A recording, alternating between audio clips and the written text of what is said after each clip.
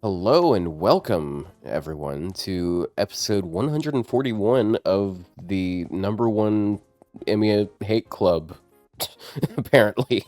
Ooh, we If we just have hate anything that to guy. learn from last week's episode.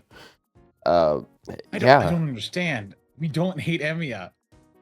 yeah, I genuinely think it was like some friend group got really upset at us and they just brigaded it because after a certain point, no one mentioned it on that comment section. But what I'm referring to is last week, during the stream, they had the animation, which was really good and stuff. I mean, they always do really No, we're well. just questioning why it's fucking Yeah, Emiya. yeah, but it follows Emiya, someone who doesn't really have any presence in FGO's story. And then Yeah. also a considerable amount of it was given to Lost Belt 4, which was like 7 years ago at this point. Yeah, I mean, But I thought it was kind of funny. yeah. But yeah, some people took it really personally and were like, "Oh my god, you guys, it's so forced," and it's I don't know. I even rewatched it and afterwards, and I was like, did we really have that bad of a reaction? I feel like it wasn't that bad. We were just like, why the hell is he here? Anyways. Who are you people? Anyways, last week was anniversary. We've had a week to just sit on the things that have happened, and we've also had a week of these awesome buffs, which how do you guys feel in general about them? they're pretty good. I think they're pretty good. There Yeah. were okay, here's the thing, is almost none of them do anything for me because they're not like the characters I'm using a lot, right?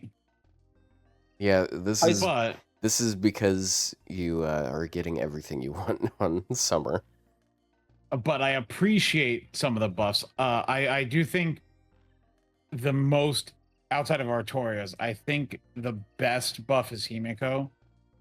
I do think she has potential. I tried using her in a couple like Minturn runs that on servants that appreciate. Actually, yeah, you should be excited. Servants that appreciate overcharge. I think with Tonalico now, if you're doing the infinite like spam team, you know, like was it like Tonalico, Tamamo, Himiko, and you just like infinitely spam triple MP, it's even stronger now with this buff. I mean, it's not necessarily a good team or anything, but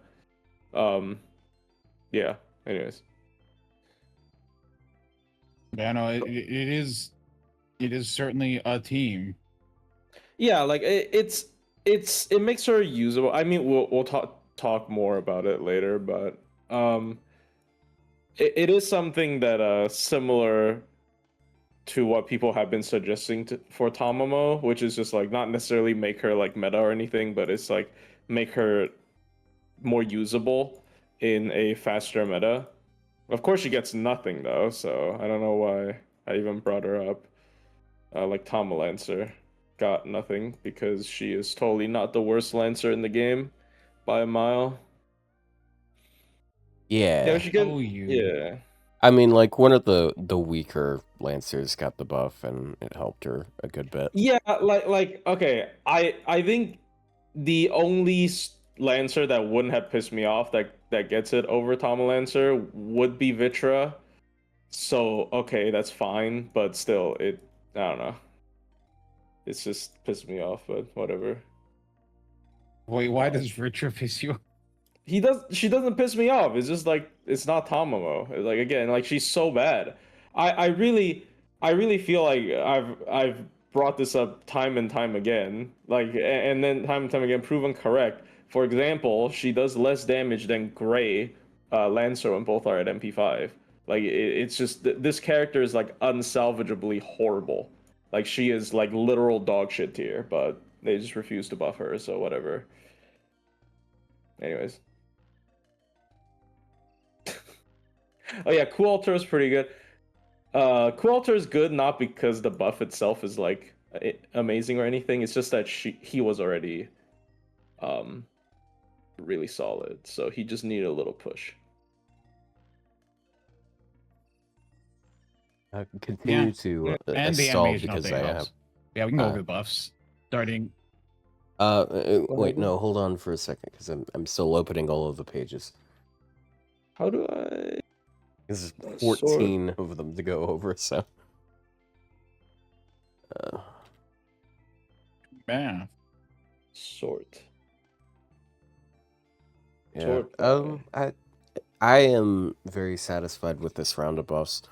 There's some that I really had one idea with that I was kind of disappointed to see them go a different way with it, but I'm still glad that they at least touched on them. Some of them should have been touched more aggressively. You want to rephrase that? Yeah, Jesus. Well, I almost said touched a little harder, which is not much better. So. All right, Rio. Azrael is up. I think he doesn't have any additional conditions, right? Because he just hits anti-trade on his third skill. Yeah. Yeah, and so he has. Did you put up the one for when he doesn't have his third skill up? Because I guess it's not important. He wouldn't though. He wouldn't though. That can't even can it even miss? What about longer fights? You're gonna run out eventually. I mean, this sheet doesn't even consider one-turn buffs expiring, bro. This sheet is not if we're gonna be talking about it lasting longer, I mean, then you have defense debuffs that stack from that skill. And its cooldown reduction. This sheet is not that serious, but holy shit. Yeah, like there's times where you want to use his third skill. Look at that damage versus Kawakami. Damn, bro. Like you can't literally can't use the third skill. And then you're like, oh, Kawakami blows him out of the water. Oh yeah, me when I hit very specific things. Me when I hit. Oh yeah, Man and Divine are super specific. They're specific. They are specific. I don't care what you say. They're not rare though. All right, day one buffs. Also, why does Phantom have a damage difference, man? Like, also, let me tell you something. Like, what's gonna do more damage, Kawakami Buster Brave Chain or Azrael Arts Chain? You tell me. And then I refund my MP fully. Like, what's your point? Well, then I just use Chargers. I don't know what's your point. we haven't even started talking about him, by the way. It's so funny. Okay, let's start not with Phantom, but with Kijyo Koyo, servant. No, we didn't talk. Did we talk about Azrael? I mean, we talked about him last week. Yeah, we'll do the boss first. We'll do the boss first. Yeah. Oh, okay. Yeah. But yeah, Kijyo Koyo is a servant. I have 120. This is a good buff. It shores up like there's two different things we can look at with that. It's like one, what types of problems do they have, and does the buff fix them? And two, does it like help them have a place in this day and age? So like how does it fix a negative? How does it make a positive? Kyoko's problem is she's worse Ibaraki. Does this fix her problem? Yes. No. Yes. It's a 30 battery on a 5-turn cooldown. It is. So the first skill, it absolutely fixes it. First skill got a buff. It used to be just 30% defense for 3 turns with a 1-turn absorb. Now it also does 30% crit, 30% battery, and 15 stars. So it's a pretty solid skill now. I'm not sure if this is exactly what I wanted. Okay, so there's like also a third thing that's a secret third thing where it like, is it a fun, engaging type of buff? Like, does it like make something cool and new? I feel like this one, like it fixes 2 of the things, because like when we're talking about like single target, berserkers that are 4 stars, like we don't have a whole lot that have self-charge. We have Penth, and that's basically it. So now she kind of has a place. But sorry to cut you off. Rio, the buffs are added. It was just Azrael that wasn't added. Oh. The buffs are. Okay. Jill Castor, Phantom of the Opera, Mephistopheles. Okay, I have to add a couple more, but some of them are added. Anyway, sorry. Keep going. Yeah. But yeah, I think this is a pretty solid one. Also, there's a typo here. It says critical because there's an extra I on it Critical? Oh, instead critical. of critical or critical. Yeah, we have a person that watches us that edits stuff on there frequently. So, so as we go through them, I would love to give them like ranks, like as we go through, like like F through S and so on and so forth. I was definitely gonna make a video on this, but I think it's better to do it on Smobcast. Okay, so how are you guys feeling about this first one? I would say B because it's just like yeah. I mean it like helps one of her weaknesses, but like it helps her card damage, which is one of her strengths. She's better. Like that's one thing she has over Ibaraki. She has good like 3-turn buffs. Yeah, I mean, here's the thing. I think how do I put this?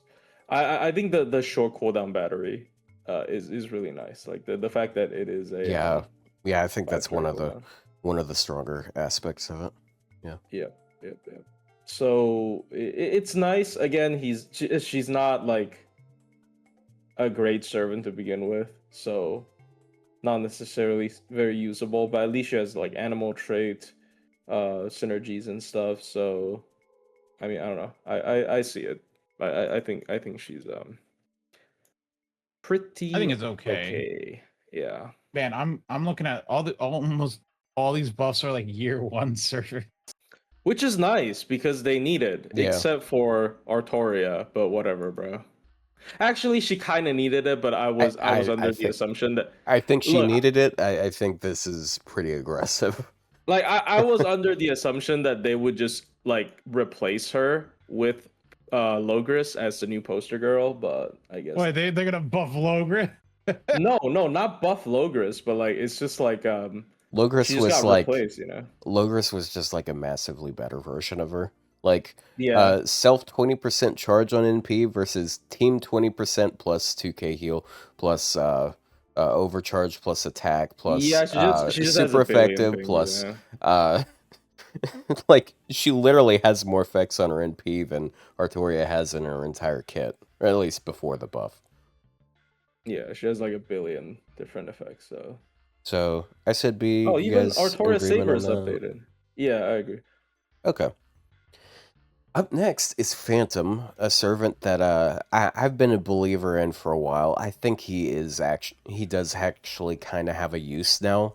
Like I think the most unique thing about him was the NP has like a 6-turn 50 to 100% debuff resist down for 6 turns, which means if you are a debuff related servant, like having like if you have issues with consistency, he fixes that for the most part.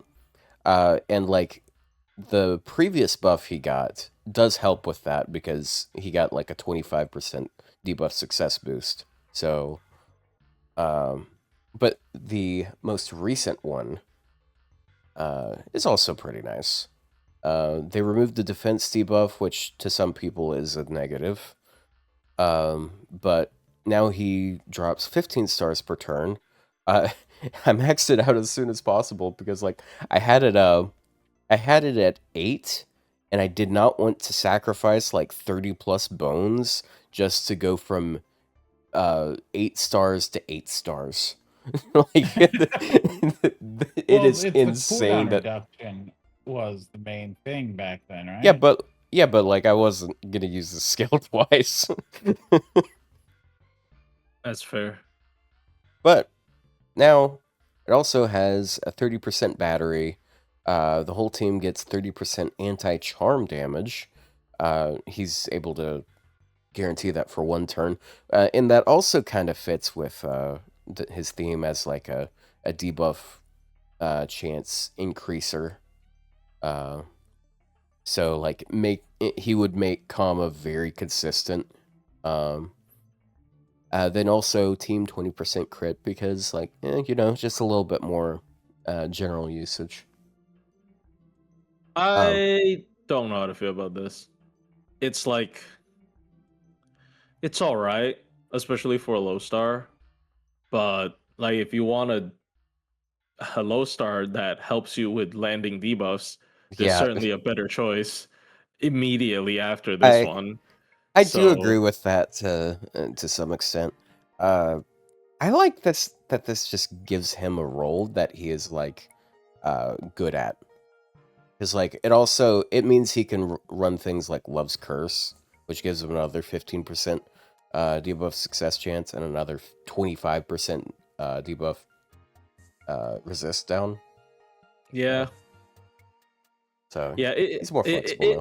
it's just annoying that immediately happened on the next day. I'm gonna be honest. Yeah, it is pretty funny. But to me, it's a two cakes situation. I like that I have both of More these low options now. Yeah, definitely. Because I mean, like when it came to like debuff chance increases, like we didn't really have like one specific servant that does that like 40% plus. It was like Gilles, and then honestly this guy was kind of that before. Yeah, I really just hate the how like FGO like to design helping you land debuffs in the form of a debuff. Like debuff resist down Yeah. that also gets resisted by debuff. Like that's just so backwards. It's so stupid, right? yeah, Like well, I mean, I think nowadays they tend to have servants with that have debuff success rate up. Or it's I mean, still at least a rare couple that do. gives the party like they give themselves, yeah, like Khazra, right? But like for servants that actually give someone else that, which a lot of servants would appreciate, like Kashin Koji, for example. I know Otto likes Yeah. bringing her up. Yeah. I mean like being able to you, full debuff yeah, regularly full also full increases stun. your I mean, damage. maybe it's a little bit broken, but like I don't know. My point is, there's a lot of servants that would appreciate someone else that could give them the effect, but that simply doesn't exist very commonly. I think another servant that's gotten like a big performance boost just with this campaign is Saber Maeve. Like her damage when you can actually apply all the debuffs is pretty substantial because she ramps like 40% defense down per NP. Yeah. Okay, but she's are on you gonna use her with Phantom? Like, Maybe I would well, probably the prefer other the guy, other one. the other guy, but But yeah, like but we're talking about Phantom here right now. Like for if I mean, like if I don't expect the servant to live that long, I feel like Phantom might be better for it because he gets 6 turns of value instead of just like 3, But yeah, the other buff definitely, like, I definitely will dock points from this guy because of the other buff. So I mean, I don't know. I tried him out with Lilith. It was like, but it's still worse than Steno. So I don't know. I give it a B as well. I don't think it's like maybe Okay. it's C to B. I get that. That's my opinion. I think Yeah. C, because like honestly, like 20% PMod's like not big enough, probably. It's 30% it's PMod. 30%. Oh, 30%. Sorry, It's 30% versus Charm. So, but like, I wish it was just mental here's my debuffs. thing is Yeah. if you really like using Phantom, yes, but like I don't know. I feel like if I need the Charm power mod, because like to get the use out of his debuff resistance, that requires his NP to go off. So you're having to somehow get that up. Yeah, And but he at then- least has a 30 Well, the battery. battery helps a little bit. Yeah. Yeah, it means he's not glued to K-Scope, which doesn't have any other effects. I'm gonna be honest. My other gripe with this is they're all arts. Like I know Yeah. he's barely an Yes. Artoria, but like they're So all fucking arts. Same. I say that's like C. Yeah. Okay. Like- Yeah. So especially so considering C the plus average. Yeah. Sure. C. C plus. Yeah. Okay. All right. Up next, is Mephistopheles. Like, it was kind of whatever, and then like another later buff made it look so much worse.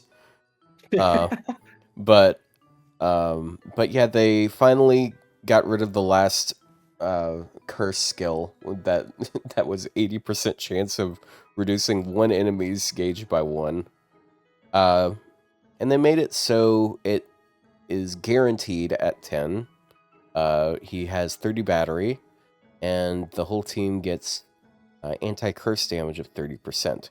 Honestly, they might as well have done 50%, because he doesn't do a whole lot else. I'm Like, gonna he be honest, has... it's just a worse version of Phantom's upgrade. Yes, but it's also a worse version of Gilles. Caster Gilles. Gilles the Ray. It's so stupid. He really is a clown. Like, what the fuck, bro?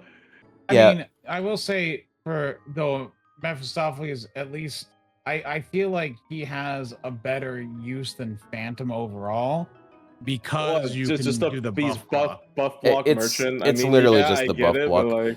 But to be fair, Phantom has like buff removal, and also his debuffs are guaranteed. He has buff removal. I actually quite like. A lot of servants have buff removal. Very few have just a flat 3. I do agree that that is like his one thing that is super unique to him. Now, but will I ever use either of them? Probably not.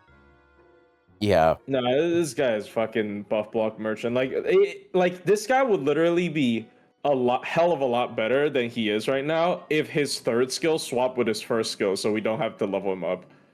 Like he is at that point of like, it's not even just like, oh, but you're only obsessed with Winter. No, he has no value outside of that buff block.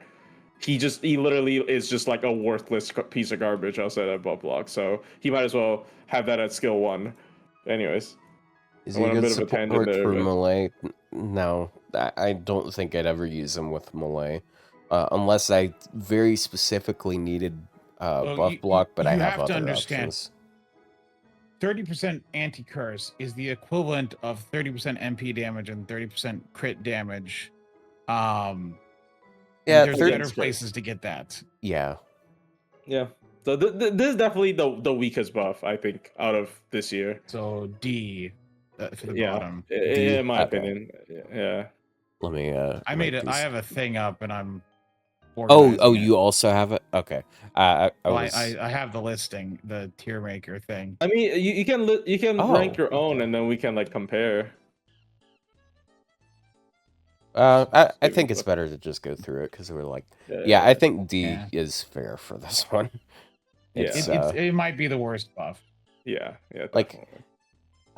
I like that it gives him some general value on top of what he normally did, but they definitely could have given him another effect on top of it, especially seeing the ones that we have, because it's like part of how it works is, unfortunately, his NP applies curse after damage, so he doesn't get a whole lot of use out of it unless he uses third skill, which applies curse. But that also means you have to land 2 debuffs, so you have to hit 2 checks for his support to work. It's just kind of like, okay, it's meh. Yep, it doesn't do anything. All right, well, next one though. Next one is huge, actually. So, I'm gonna make a controversial statement. Oh, because it's 3 times 3 turns. Sorry. No. For farming, I think Jufu becomes more useless every day. Well, okay, that is true, but I don't necessarily think this is like better than Jufu, because it doesn't have an MP game boost, and the arts. Well, no, it doesn't have an MP game boost, and it has a smaller battery. Jufu is so it's like damage MP gain and 20% arts. Where this is 44% arts, so it is essentially only a 6% difference in MP gain. Potentially 64%, because of the second skill. Yeah, and the second skill you can boost it up a little bit more on one. But the debuff success rate, so for anyone who uses a debuff, is better. Jufu, but like I feel like Jufu's been outclassed for a while between Omi and Amadeus. Yeah, like for farming, definitely. For farming, definitely, yeah. But I mean, she still has buffable resist, which Omi also has. Like Omi is just like a more premium version of Shufu, a much more premium version. Like it's not even close. But I do think that 3 times 3 turns kind of sucks, but I guess they didn't want to make it like.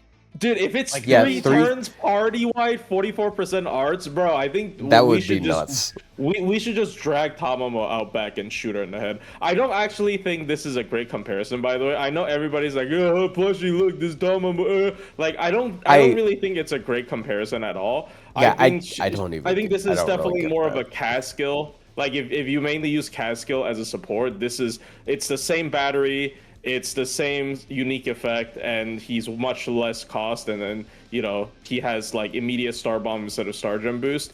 But, like, if they gave it, like, just a straight-up 3-turn party-wide arts up, then yes, Tamamo should just get dragged out back and then shot in the head, and then sent to the farms where they sent your dog during your childhood.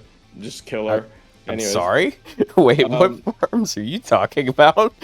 Nothing. But yeah, you know. Oh my god. Just unfortunate character that doesn't exist. At this point, I'm like wondering, like, is there beef between Type Moon and Saito Jiwa? Because, like, what the fuck is happening? Anyways, but let's get into the Mozart buff. Yeah, we haven't actually said what it is entirely. So they took his first skill, which used to just be 1 turn of team 44% arts. Now it is 3 times 3 turns. I guess it also falls in line with the sort of composer thing, with the things being arranged in 3, sort of like Salieri's, except this is not as annoying as Salieri's skills. But also team 20% charge, and then the most unique effect here is the 40% debuff success for the whole team for 3 turns. And 40%, as I already said, is like that is the breaking point. Like that's the part where it starts getting really good, because there's a lot of 60% debuffs that are inconsistent, such as, you know, Kijyo Koyo. Yeah, it's just really nice to have like such a low star character do so much. Like, if you combine all of his buffs over the years, his MP, his Bonsi even, it's all really good as like a, not necessarily a farming support. You can use him as a super low cost farming support, but also just in general as a art support that has certain counters or effects that help during challenge quests. And he can die very easily after, you know, you exhaust all of his value. So just a really good character. Like, you should absolutely max your Mozart at like 999 at least, and then level 50, right? Like, that's the least you can do for such a powerful character. Yeah, he's still like useful. Like, I mean, yeah, not the star thing is kind of, yeah, that's funny. Sorry. The star thing's kind of dropped off a little, but, you know, I think as far as like a low rarity thing, if you were trying to like work something in, or you really need, I think the important thing that'll give him a place is that debuff success, because like if you really need to land that, like that debuff success is just rare enough, and for his cost, it may come up where you want to use it over Gilles. Yeah, Nagnera is actually such a good point, because debuff resist down doesn't even work with her. Like, unless it's like you have like a demerit like Dante Alighieri that gives himself debuff resist down. You can't even use debuff resist down to help Nagnera debuff her own teammates. But with this, you absolutely can. Yeah, so I just looked up. There's only 3 party-wide debuff success rate ups in the game. It's Caster Gilles, Mozart, and Jonas Crane for mental debuffs. Wow, yep. Well, you know, looking awfully blue in this room today when most debuffs are fucking green. I don't know what I mean. Look, this is my conspiracy, right? This is everybody at La Single is scared of Kashin Koji. Like, genuinely, they're like, we can never give a quick support debuff success rate up because Kashin Koji will turn into Thanos. That we can't do that, yeah. Right? That's the only explanation, because why else would you do this? Why else would you ever do this? If you look at like Lilith, like Kama, like Kazura can kind of solve it herself, but like so many quick servants are debuff based. Oh yeah, Scotty never has a problem unless the enemy has more than 30% debuff resist. Which, yeah, that's what I said about Lilith. Gods, That's what I said about Lilith. It's like, oh man, Grand Berserker is gonna be a breeze for Castoria because she's the face of the game, and fuck Lilith and her nipple zippers. Anyways, dude, the nipple zippers. No, what's worse is so much art on Twitter that I've been getting recommended. What do you because of think? that. It's not the panty part. What do they call it? What do they call the bottom part of a female swimsuit? Bikini Bottom? bottom, that's the joke with right on the SpongeBob. groin. It's got the zipper right on the groin. And, she has the wound and it's tattoo so zipper, easy bro. to zip it up, and she doesn't for some reason. She's a succubus, the sex demon. Like, why would she zip it up? I mean, the other succubus has a normal swimsuit, so. Which one? Lady Avalon. Avalon? Well, she's like, I don't know, bro. She knows her fans got like weird tastes or something. I don't know. I mean, yeah, I think that's an A for Mozart. Yeah, easily at least an A. This is one of the best buffs of the bunch. I was gonna say S, but like we got the S today, so you know what? Yeah, A. Hey. Yeah, I'd say like A plus, but I guess that averages out to an A. It's. And it's 2. I guess another thing to note with this, he was fairly debuff based before this, because like his second skill is entirely debuffs, but he His also NP is nothing but debuffs. yeah, and it was also a pretty bad thing about his NP was it was 80% chance because he has the reverse Hans NP where it's take guess down what? HP. Now it's guaranteed to fucking land. Yeah. So... On top of that, I think you in a decent amount of situations are going to prefer demonic bodhisattva over his Bond CE because you're trading 20% NP damage for 30%. It's 30% defense down. Oh yeah. Up to what you like. Yeah, what you need. Yeah. But Especially if so you good. only need him to die immediately. And he's 1-star. He's a really good backline. Like if you farm a lot of Bond, you're gonna run out of 1-stars to Bond like really quickly, unless you Bond grill them.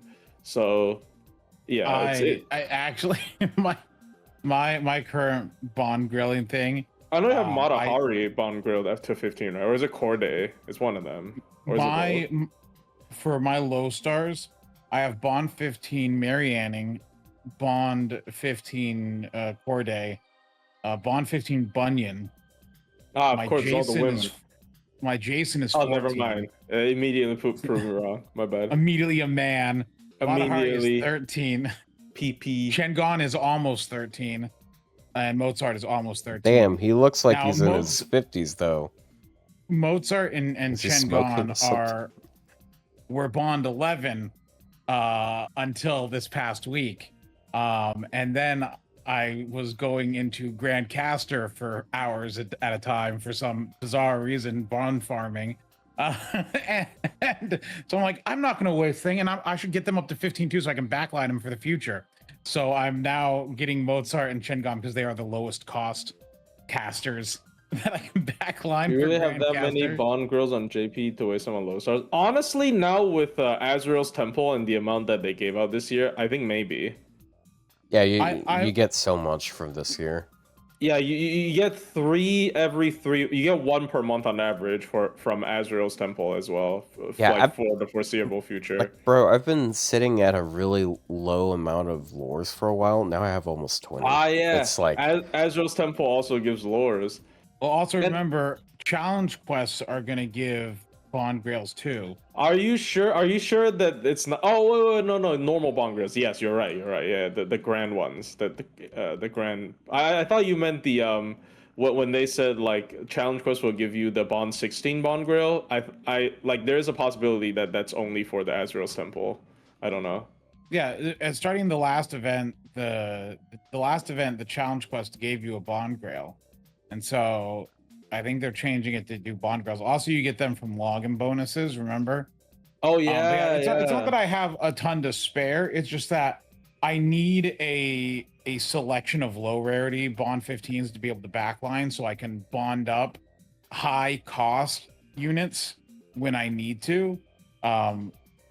So and the fact that I'm working on Tonalico, which by the way is I need 2.6 million more bonds still, but I am at the halfway point. I'm at That's the halfway crazy. point to How? bond 16. Like I low key Ugh. regret fucking like exchanging because like I'm not bomb farming that in time for like Koyan Dark. Well, I definitely should have given it to Koyan Light. You have all the teapots. You can buy 40 storm pods a month. You just go and you do the grand battle with as much bond boosting. Yeah, as but they you don't even can. give coins. Oh, like I guess a slight update. It doesn't give coins, which is a little bit disappointing. Yeah, it doesn't give coins. Yeah, But my I don't know Tonalico why is not. 2,100 foes, and it's gonna be 2,200 soon enough. I'm gonna get her there. She's gonna be 3K. I said this a long time ago. If they ever introduce a like over grailing or like more foes, that Tonalico is going to be the one I dump it into, and I'm following through on that. Hamamo buff protest day, dude, just give up, man. Like they hate that character. Anyways, Okay, up next we got Kualter, who in a lot of people's opinion had fallen to the wayside. I was of the opinion that he was pretty solid just because like he has a really good NP after the upgrade with like defensive buff removal resistance and the built-in 30 attack. Like his numbers were pretty solid. Now they are even more solid because one of his skills has offensive stuff now. So they took his battle continuation, which was 7-turn cooldown, 5-turn duration. What's up? I think one of the important things also is for anyone who hasn't granded, they made the guts stackable with his bond CE. So now he can have 2 guts. Yeah, I forgot about that. Yeah, I didn't even notice that. Before. So his bond CE did, this skill did not. This skill actually did nothing if you had if he was grand, because he had a guts already, and so it wouldn't do anything. Yeah, just 30%. And the bond CE was also Okay, yeah. So yeah, it's sort of like the Herc effect in that regard. Although it doesn't have a trigger effect. I predicted that they were gonna do 30 battery, 30 buster, and some guts trigger effect. But I didn't get that. Instead, it's anti-lawful damage. And also a cooldown reduction, so yeah, so it has a really good uptime. It's like that's 5 turns out of 6, and then like you got 5th append, and it's like up 100% of the time for the first cycle. Yeah, so he out damages Kentucky now. Yeah, in terms of burst damage. Yeah, and obviously by after the a first solid turn, amount. Yeah, so like if you don't need the entire 50 battery for farming and you don't care about MP animation speed, he is better at raiding than Kentucky, which is crazy to say. Lilith technically higher still? Oh yeah, Lilith with charm, definitely is higher. So it's pretty funny. like, I looked at the numbers. So they're NP1 numbers, like without external buffs. He only out damages her if she is not charming, and wait, hold on. I don't have the numbers on the list. It's only if he has anti-lawful and she doesn't, but she has anti-lawful, so. Oh yeah, it's impossible. They both have anti-lawful. It is weird that they have that overlap, but you know what? It's fine. Yeah. And it is an interesting thing though, because when you look at like the numbers, like Artoria caster, is actually like not anywhere close to as high damage Artoria as some caster of the is others. so low, but they keep Yeah, giving her it's trades. so and- anti-trait But it's specific. it's the anti-trait, and it's simply how well she synergizes with the support she has. That Yeah, it- 70 battery also helps. yeah, it's like, battery dude, also. I still think if the game didn't like cater to her, she wouldn't feel that great, because like I'm pretty sure her MP5 damage is lower than MP1 Lilith landing charm, right? Yes, it Without is. lawful. So like her damage isn't great when she hits no traits. I mean, to be fair, it's 3 traits and 2 of them being common, so it's not like too likely that it's never gonna land. But like if the game didn't cater to her and then give her like fucking double traits so often, I really don't think she would feel that great. I'm Well, not saying she's bad or Lilith's anything. Like for double trait CQs, is she's still good. lawful good. Well, she doesn't whereas- need any of her traits. She has charm. If she can land her Yeah. charm, it doesn't matter what traits she hits. But they constantly make people with. I saw like, was it like a JP post or something? I forgot. But people say like they constantly give servants with like Zen training or whatever, like they're super mental debuff resistant, so that she constantly gets fucked. Same with Kama, like they're so broken on paper, but like they just can't land their charm ever in today's meta, which is kind of annoying. But yeah. Anyways, a bit of a tangent again, my bad. Anyway, about Ku, I think it's not to get distracted. I think this is a good buff for him. I think because I've been of the opinion that because like his NP thing was, damage up was only 1 turn, and he had no actual stuff in his kit to get his NP, nor did he have any damage mods of his own. I felt that he really like sucked. But I think he's good. I think it's good now. I think it fixes really, playing with him. It just fixes the few problems he Also, had. the sprite looks so much better. Oh, It yeah. looks, Yeah. Yeah, his NP he's animation less is really like cool now. squat and thick and more like tall. Yeah, the and MP is super lanky cool. It transforms and shit. Yeah. And like, yeah, he is a very solid servant with like a really high damaging MP with a good effect that didn't have the quote unquote modernized kit, which is usually a battery, a steroid, and whatnot, like Rio said. And now they gave him a modernized kit. Lo and behold, he's immediately one of the best single target DPSs in the game. So, He things still just happen. he still has his Yeah. gay ass high heels, but Well, That's hold part on, of his character. not- That's part of his character. It's very straight to wear those heels. Bro, that's part of what defines his character. Anyways, the other buff that happened on this day. Oh wait, hold on. What do you guys rank this one at? I say A. again, the buff itself, if you put it on like a random servant with no context, like if you give Kijyo Koyo, this is like low key kind of similar to what Kijyo Koyo got, a little bit better, right? Like it's not like amazing or anything, but because of how solid he is already, this just pushes him over the edge. So depends on like the resulting servant is an A plus, but like the buff itself is maybe an A. Yeah, like Or- the first of the two things we're looking at, it definitely covered it. Like he had his issues, which were just offensive capability and the inflexibility of his third skill, and it fixed both of them. So Yeah, the monster.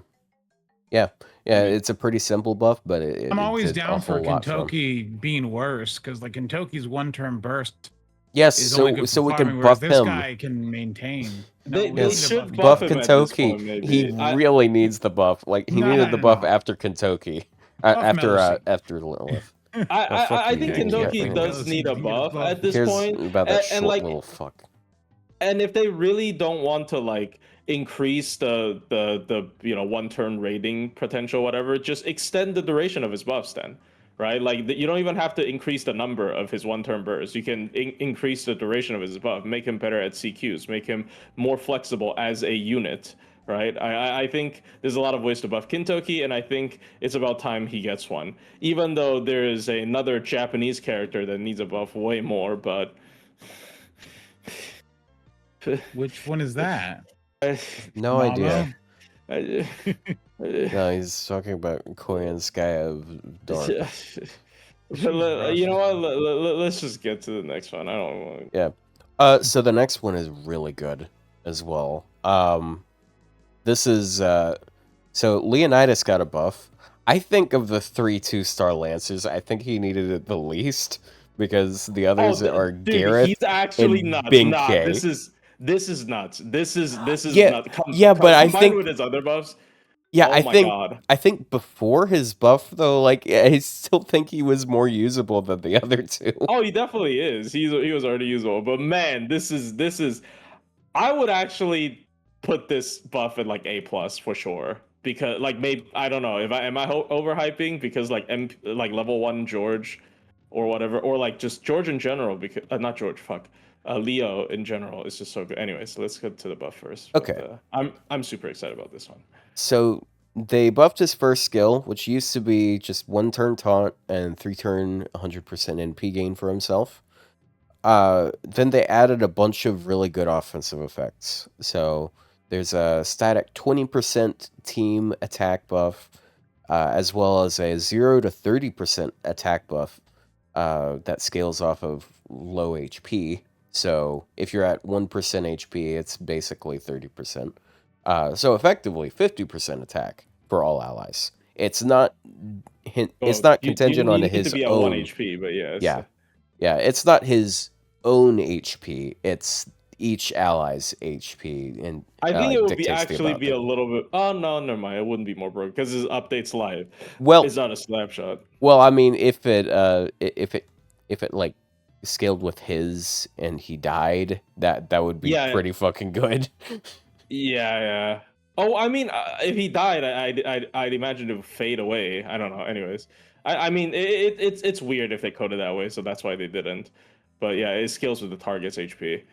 Yep. Sorry, keep going. Also 30% crit for the whole team, and then 20 stars. So he has the typical combo of everyone gets 20% attack, 30% crit, which is 5-star numbers as we've seen. But he also has a star bomb, and like the big team attack buff potentially. And then it's all attached to his first skill, which is a taunt, which means you can have him at level 1 and he gets all of this. Yeah, just level 1. That's the interesting part. Is like you can just send him in there, taunt, and die. You and can no it's longer solo and then use the level 1 Leonidas, and like it wouldn't be legit, like quote unquote, for the solo community, because this is like 2 million fucking buffs on your taunt fodder. It's so crazy. It's got a star. Why does it have to have the crit? I didn't even expect it to have the crit. Like the crit is like just icing on the cake. Like, yeah, so because like he already he's 25% buster for 3 turns, 20% attack, 30 crit with the potential for up to 30. But let's be honest, you're probably going to be sitting maybe around the 10 to 20% more damage range. Yeah, so, I mean, for a servant to take advantage of the low one, they need to, 1, be able to get low HP, and 2, survive at low HP. Which my first thought, of course, was Tonalico, but which he is actually pretty good at enabling because he has the taunt. As a taunt like, father, yeah. Like you can have him go out on a turn that the enemy team NPs, and then like everyone's at low HP. Then he uses his NP, and like the second skill already triggered. So like now they have 70% attack. Like holy shit. I wanted to try something with using Leonidas, Himiko, and Tonalico, because he has this second skill where when his guts is procced, you get more attack up. Yeah, and Tonalico giving him guts helps. And Tonalico gives guts, but they all scale. Tonalico scales off lower HP. He scales off lower HP. So it's like, and Himiko makes it really easy to get last resort back. Because what I found when using it is like because of the way it sequences, you end up, because last resort only starts on a 5 cooldown, you start with Tonalico into Himiko's NP. So then the next time you use it, you start at overcharge 5, and it cuts 5 turns off immediately. but then you have Himiko NP happen again afterwards, and so the next time, so you can like literally like, within like 2 to 3 turns get your guts back up, and it's very funny.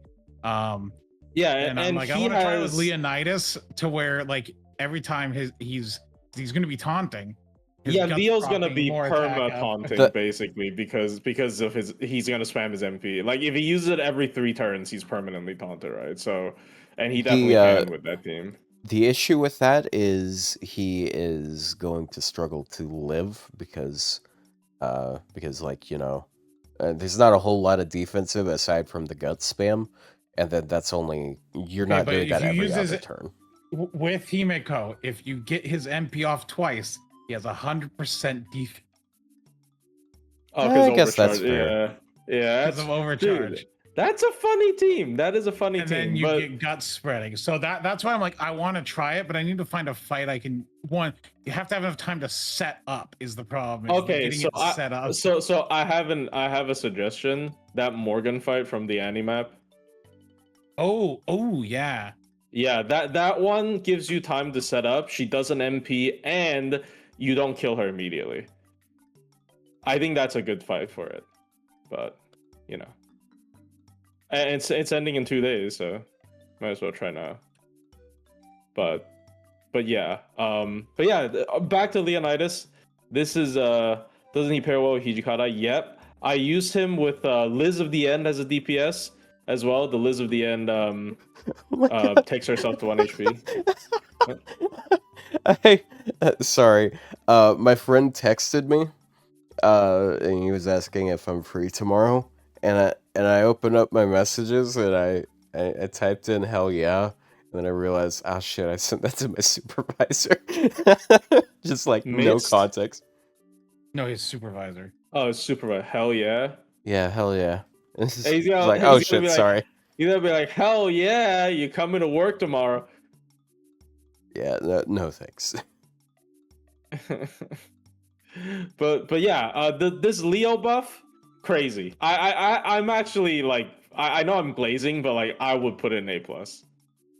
Like this I didn't is make an A+ rating. I just made or S. Like honestly, this is such a good buff. It's on his skill 1 as well. That's why it's so good. Like if you really want like a taunt fodder, he can give you so much value at level 1 and just die. It's crazy. Like I remember I said the only value for Toto Heisuke, the self-sabotaging Avenger. He taunts and he gives like what MP gain or crit. Yeah, and then this is like 20 times better. So you know what? He kills himself. Wash. So he's halfway there already. Anyways, but so yeah, this is crazy. This is such a good buff. Yeah.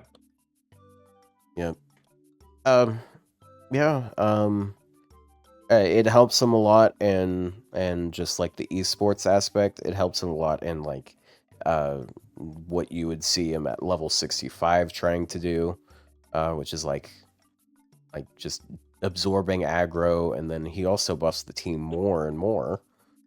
You can also, if you have a grilled one, you can actually kind of legit DPS with them now. Oh yeah, which is really fun. Yeah. Like I've seen some setups his with like animation update. He's all oiled up. I mean, what? His armor is very oily. Yeah, he's so shiny. He's all oiled up, bro. But yeah, he's ready. He's so ready. It's such a good move. Yeah, the 10 animation updates were that was such a great thing. I love that so much. Yeah, because like they did what 5 last year. And then it also looked like they were gonna do 5 this year, and then they're like, nope, there's 5 more. It's so good. Yeah, I think we're less than 10 away from all of the ones that desperately need it getting. Unfortunately, one of them is fucking Ozymandias. Apparently, just sorry guys, he can't just spam Dajiku every time. Oh my god! After he gets that, he looks so fucking bad. Anyways, The worst kid's on Ozzy. Yeah, I mean, yeah, but like I keep seeing people bring him up because he's so beloved. But yeah. What's the next one? Oh, it's the two Gilles. I was gonna say something else, but you know, Gilles. 2 upstanding citizens. Oh shit. Yeah. So first off, we got Saber Gilles. I was hoping for an NP buff, but like this is pretty solid still. It is a 50% NP gain buff for himself. I think it used to be, it was like 45% for himself before. Now it's 50% for 3 turns.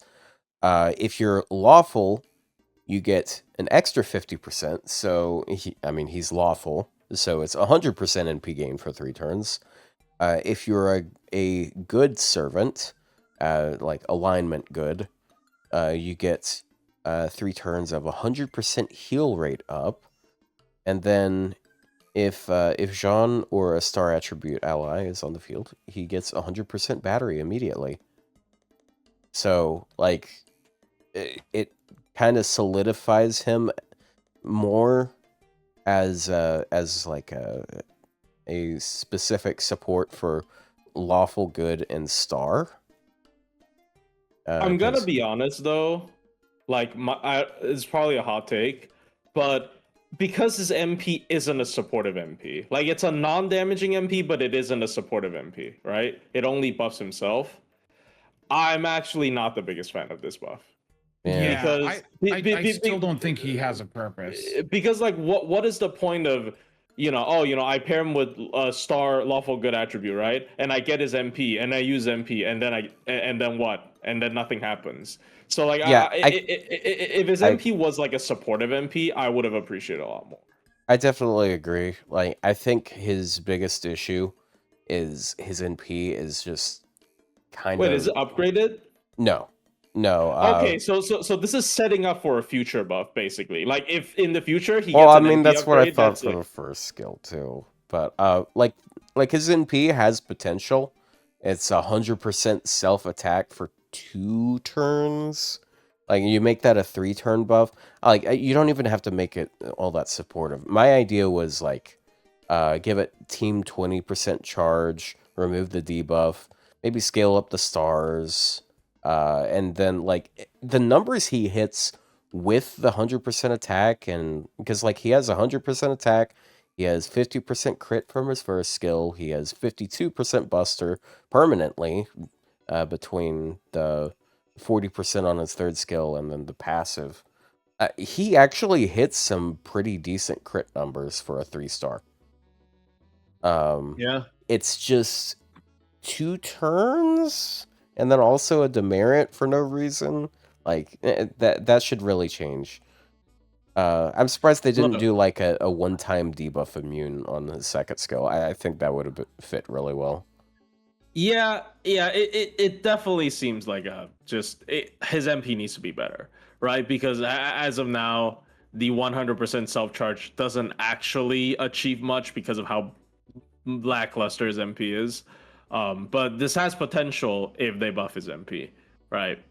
But yeah, I don't know. Still very funny that even though he's desperately trying to buff Jean, if you want one servant that synergizes with both the Gilles de Rais, it's Cuckoo. Cuckoo's the only servant that synergizes with both Gilles de Rais at the same time because she's also a foreigner. But yeah. How horrifying. Yeah. I mean, it's not like you want to ever pair Cuckoo with these 2 child touchers, but you know. So like. Oh, I said it up, didn't I? Damn. So like the first of the 2, it's like the 2 things we're judging. It doesn't quite address his issue, which I think is his NP. Though it does make it easier to get his NP and repeat NP, because like you can NP once and then you have the ally on the field, you can immediately NP again. But like you can't stack it. I would prefer it to be a 3-turn buff. However, it does like help him do something kind of interesting in that it increases his gains tremendously. and so on and so forth. So I think it's like C. I don't know. It might be D. I think it's just as useless as Mephistopheles. I think as of now I'm not convinced, but unless his MP gets buffed, but yeah, I know. Okay, so I was doing the thing in the Morgan fight, and she hit Leonidas, procced his guts, and then just double tapped. Oh yeah, that can happen. And she crit all of them. So it's just like, because I only had one MP up at the time. It's like, oh no, never mind. I'm telling you, Morgan doesn't like Tonalico, man. For some reason. Why'd she kill Leonidas then?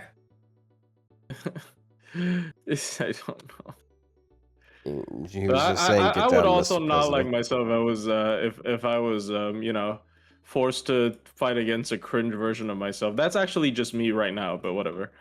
Yeah, you are fighting yourself on a daily basis. They could release a foreigner Jean. I don't know, bro. Like that's like corrupted Jean's already Jolter.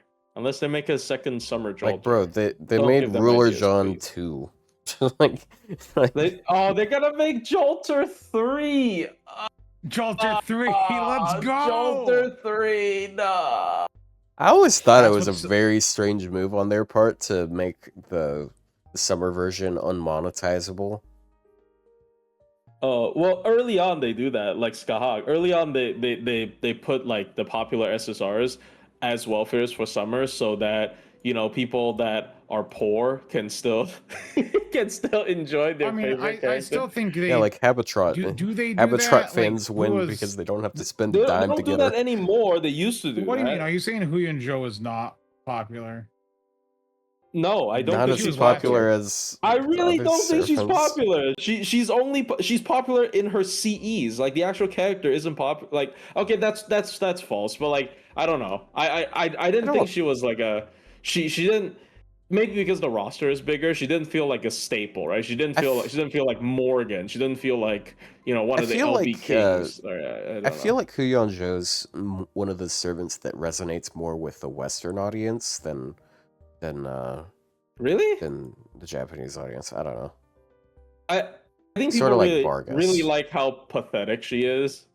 That's her whole selling point is she's pathetic. And also she got her boobs spilling out, but that's just a lot of characters in this game, to be honest. But I thought you were about to say that's a lot of character development. It's like no, that's a lot of characters in this game. But like, I don't know. She never struck me as like a staple popular like Melusine would be a staple, right? Like or like one of the Lost Spell 6 people, or I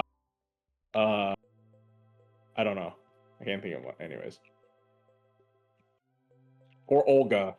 I mean, but obviously Olga wouldn't make sense. But, okay, So Plushie, what do you think of the Gilles buff? Nah, I'm not a fan. Like, but C. Okay, we got 2 C's and a D.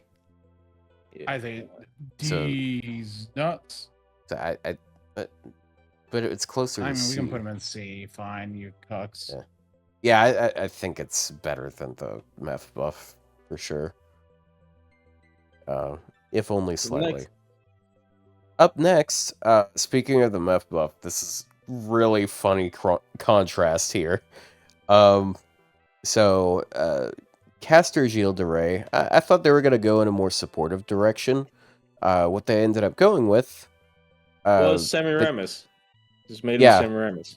So, it used to be 8-turn cooldown. All it does is 1-time 5-turn terror. But they changed it. Now it is... it also applies 5-turn 20% defense down. That's actually quite interesting. It's like really... It lasts so long. It lasts like forever. Yeah. They reduced the cooldown by 1. Now it's 7-turn cooldown. It applies 500 curse for 5 turns. He gets 30% anti-curse damage. It's not team-wide, but it applies for himself. And also, every time he attacks before damage, he applies curse. So he NPs, he gets the effect, just like Semiramis does. And a 30 battery. So it's this. So it's just like a way better version of Mephs NP, because like even if you're like, okay, well he doesn't have like the team wide anti trait. Well, I mean, we've got instead team wide defense down and Buster Arts resist down. So like this is still better in that regard. His damage, it's hilarious because for a long time he had like obscenely bad damage. Then they gave him an NP buff. It was still not very good damage. Now he actually has really really solid damage for a 3-star. Yeah, they made him a good Buster Looper. Why? I have no idea, but I guess it's kind of funny. Though it is a little difficult to Buster Loop with him because you need 2 appends. So he's free. What do you mean? no, he's story locked. He's not. He's story locked. What do you mean he's free? He's rare. What do you mean? I don't know. I have him. Yeah, he's rare. Just bond him up. Just I bond guess- him up, bro. Okay. Yeah, but the reason why I say that is because like 7-turn cooldown, you need 5th append to be able to double cast it with Koyan. But like, yeah, he has pretty solid damage. I'm happy about that. I have him 120 on my alts account for some reason. I invested early. That's all it is. Okay. Same with Fergus. But yeah, that's where he's at now.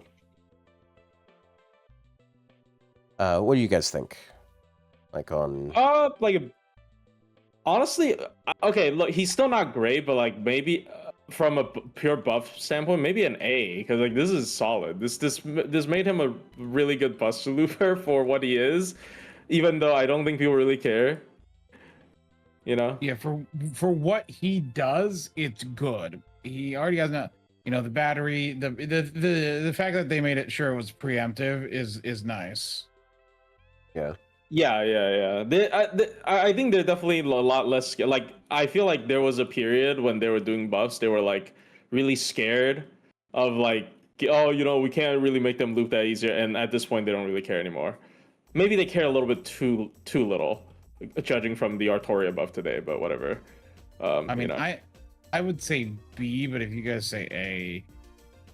Yeah, like, I think it addresses his weakness and makes him better at something for sure. I was gonna say B, but I think like as a buff itself compared to what he is, like it's actually solid. Yeah. Yeah. Bro, what compels a person to play Sombra? What is wrong with these people? Are you playing Overwatch right now? I'm warming up, bro. This He's guy. warming up for when we play the game in 2 hours. Dude. So have you played any on that custom game that we were talking about? Yes. Yeah, I played a little bit, yeah. But I mean, I mostly went to sleep yesterday. Oh yeah. Yeah. Anyways, Ryou up doesn't next, know anything about non-gold servant stats. So I just saw something. That's slander. That's he knows how to slander. put them in. He knows how to put bronze servants in the back of his party during I use Alados. low rarities for their buffs all the time. I just, Really? Name every What? low rarity. I mean, I can pull up the Atlas page. That's and cheating. Read off a list. Can you name every low rarity? There's hundreds of servants in Yeah, this game. yeah. You know what? I can name all 3 of them right here. You know what? 1-star, 2-star, and 3-star. Bam. You The forgot. fact that he, You the fact idiot. that You no, absolute no, you, idiot. You No, forgot I 0 said- star. Oh, He does- I'll shit, it's remind a- you, he's Fuck. technically a 2-star, bro. okay, but I named like 98% of them. No, you named 75%. Fuck. Chat, like, he's just like doubling down because he knows he couldn't. What do you I mean, mean? let's be honest. Angra doesn't exist. Real, do you teabag people after you spawn camp them? Also, kinda. also, Yeah. functionally 0-star is a 2-star Glad stat to know line. you're all the same type of people. He's the most Look. rare. He's more rare than a 5-star. So, like, can we really put him on a low star basis? Yes. All right. Well, I can't argue with that then. Would Rio Alright. Grail Melu if she was one? Look, if they put out a 1-star Melu, I would. Well, yeah, it's the same thing. I would take like a 1-star Aria, and I would 120 them, right? It's funny. It would take 5 extra grails though. Which would hurt, but like, you know, sometimes you got to sacrifice things. Speaking really of sacrificing things, can we hurry up and sacrifice Jekyll to some deity that might save him? Okay. I mean, look, you could 7-turn Big Kiara with him. He already could, couldn't he? No, ungrailed, bro, ungrailed, and RNG isn't completely horrible or something. I don't know, bro. Okay, so what they did, so they took his first skill, which used to be 15 attack and an extra 35 if he is the Berserker version, which he has to NP to do. Which is, I mean, 3-turn 50 attack it's whatever. Like, it doesn't have any other effects. He doesn't do a whole lot of things.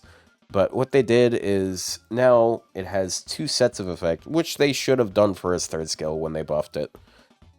So the first one is, like, when he's an assassin, he gets 15 attack, the team gets 30 crit, the team gets 100% star gen, and 1 stage of overcharge for 3 turns for the whole party. For a second, I was like, you know what? This is actually some interesting esports, but then it's like, oh wait, it's actually shittier Matahari. Fuck. Wait, does Matahari give overcharge? No, but she gives 20 more crit, and like, I feel like 1 stage of overcharge most of the time is just not going to be as valuable. Because it's like, in a lot of the cases, it's like, okay, 5% more damage, but like, you're missing out on crit damage. Now the Jekyll, sorry, the Hyde part though, I actually think it does fix one of his problems. So buff removal, actually, Buff right? removal. Yeah, because he leans so heavily on that permanent buster up as a form of damage buff, like after he transforms. But 1 buff removal will remove it from him. Okay, But now it doesn't. Oh, sorry. So what it does is, so it has the 50% attack buff for himself. It also has 30% anti-man, a 1-time 3-turn guts of 2000, and a 3-time 3-turn buff removal resistance of 100%. So it's got really good uptime. Like, that uptime on guts is pretty notable. I don't really think it fixes much of his problems though, because it's hard to get him to crit a lot of the time because he has no absorb. True. He doesn't make stars. So like his third skill doesn't do a whole lot. I don't know. Yeah, I don't know why he isn't triple buster. I'm gonna be honest, with his power level, they could have made that guts full revive. I would have made him at least a little more interesting. Yeah, just make him like a sticky berserker. That's like, oh, maybe if you don't finish me off in like 3 turns, I'm gonna come back fully and then use the guts again. You can't kill me, right? You see, it would still suck. Don't get me wrong, but like that'd be cool.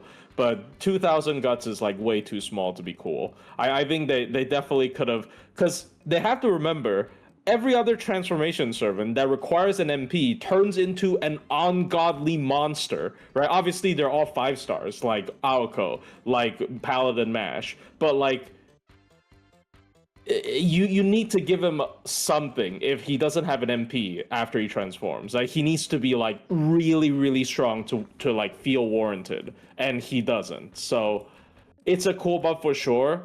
His Jekyll buff synergizes with his Hyde transformation itself, which is also something that's really nice. But overall, again, they should have done this with his third skill, because his third skill, it's like, okay, you get the 80 batteries, so you're able to jump the hurdle. so you can save it. Yeah, but then like you don't get any additional effects when he Yeah, you don't want transforms. to. Yeah, you don't want to use this before. It's like it's a dilemma. Like, do I want to use Yeah. this as Jekyll or Hyde? Right? Like it's. But yeah. Yeah. And I just think you just use it. Look, if you're using this guy, he's going to hide, and that's what you're doing. And I wish he would hide. Yeah, which really sucks because his animation update is like one of the coolest because he has 2 sets of animations. Yeah. Right? Because Jekyll and Hyde has like different animations completely. When he transforms, it gives like the special texting that started with Melusine, and then like future transformation servants also have. It's just everything about him is cool aesthetically after the animation update, but he still sucks. He's horrible. He's just unsalvageable. I guess he is pretty tanky between the guts, and then also he has a second skill.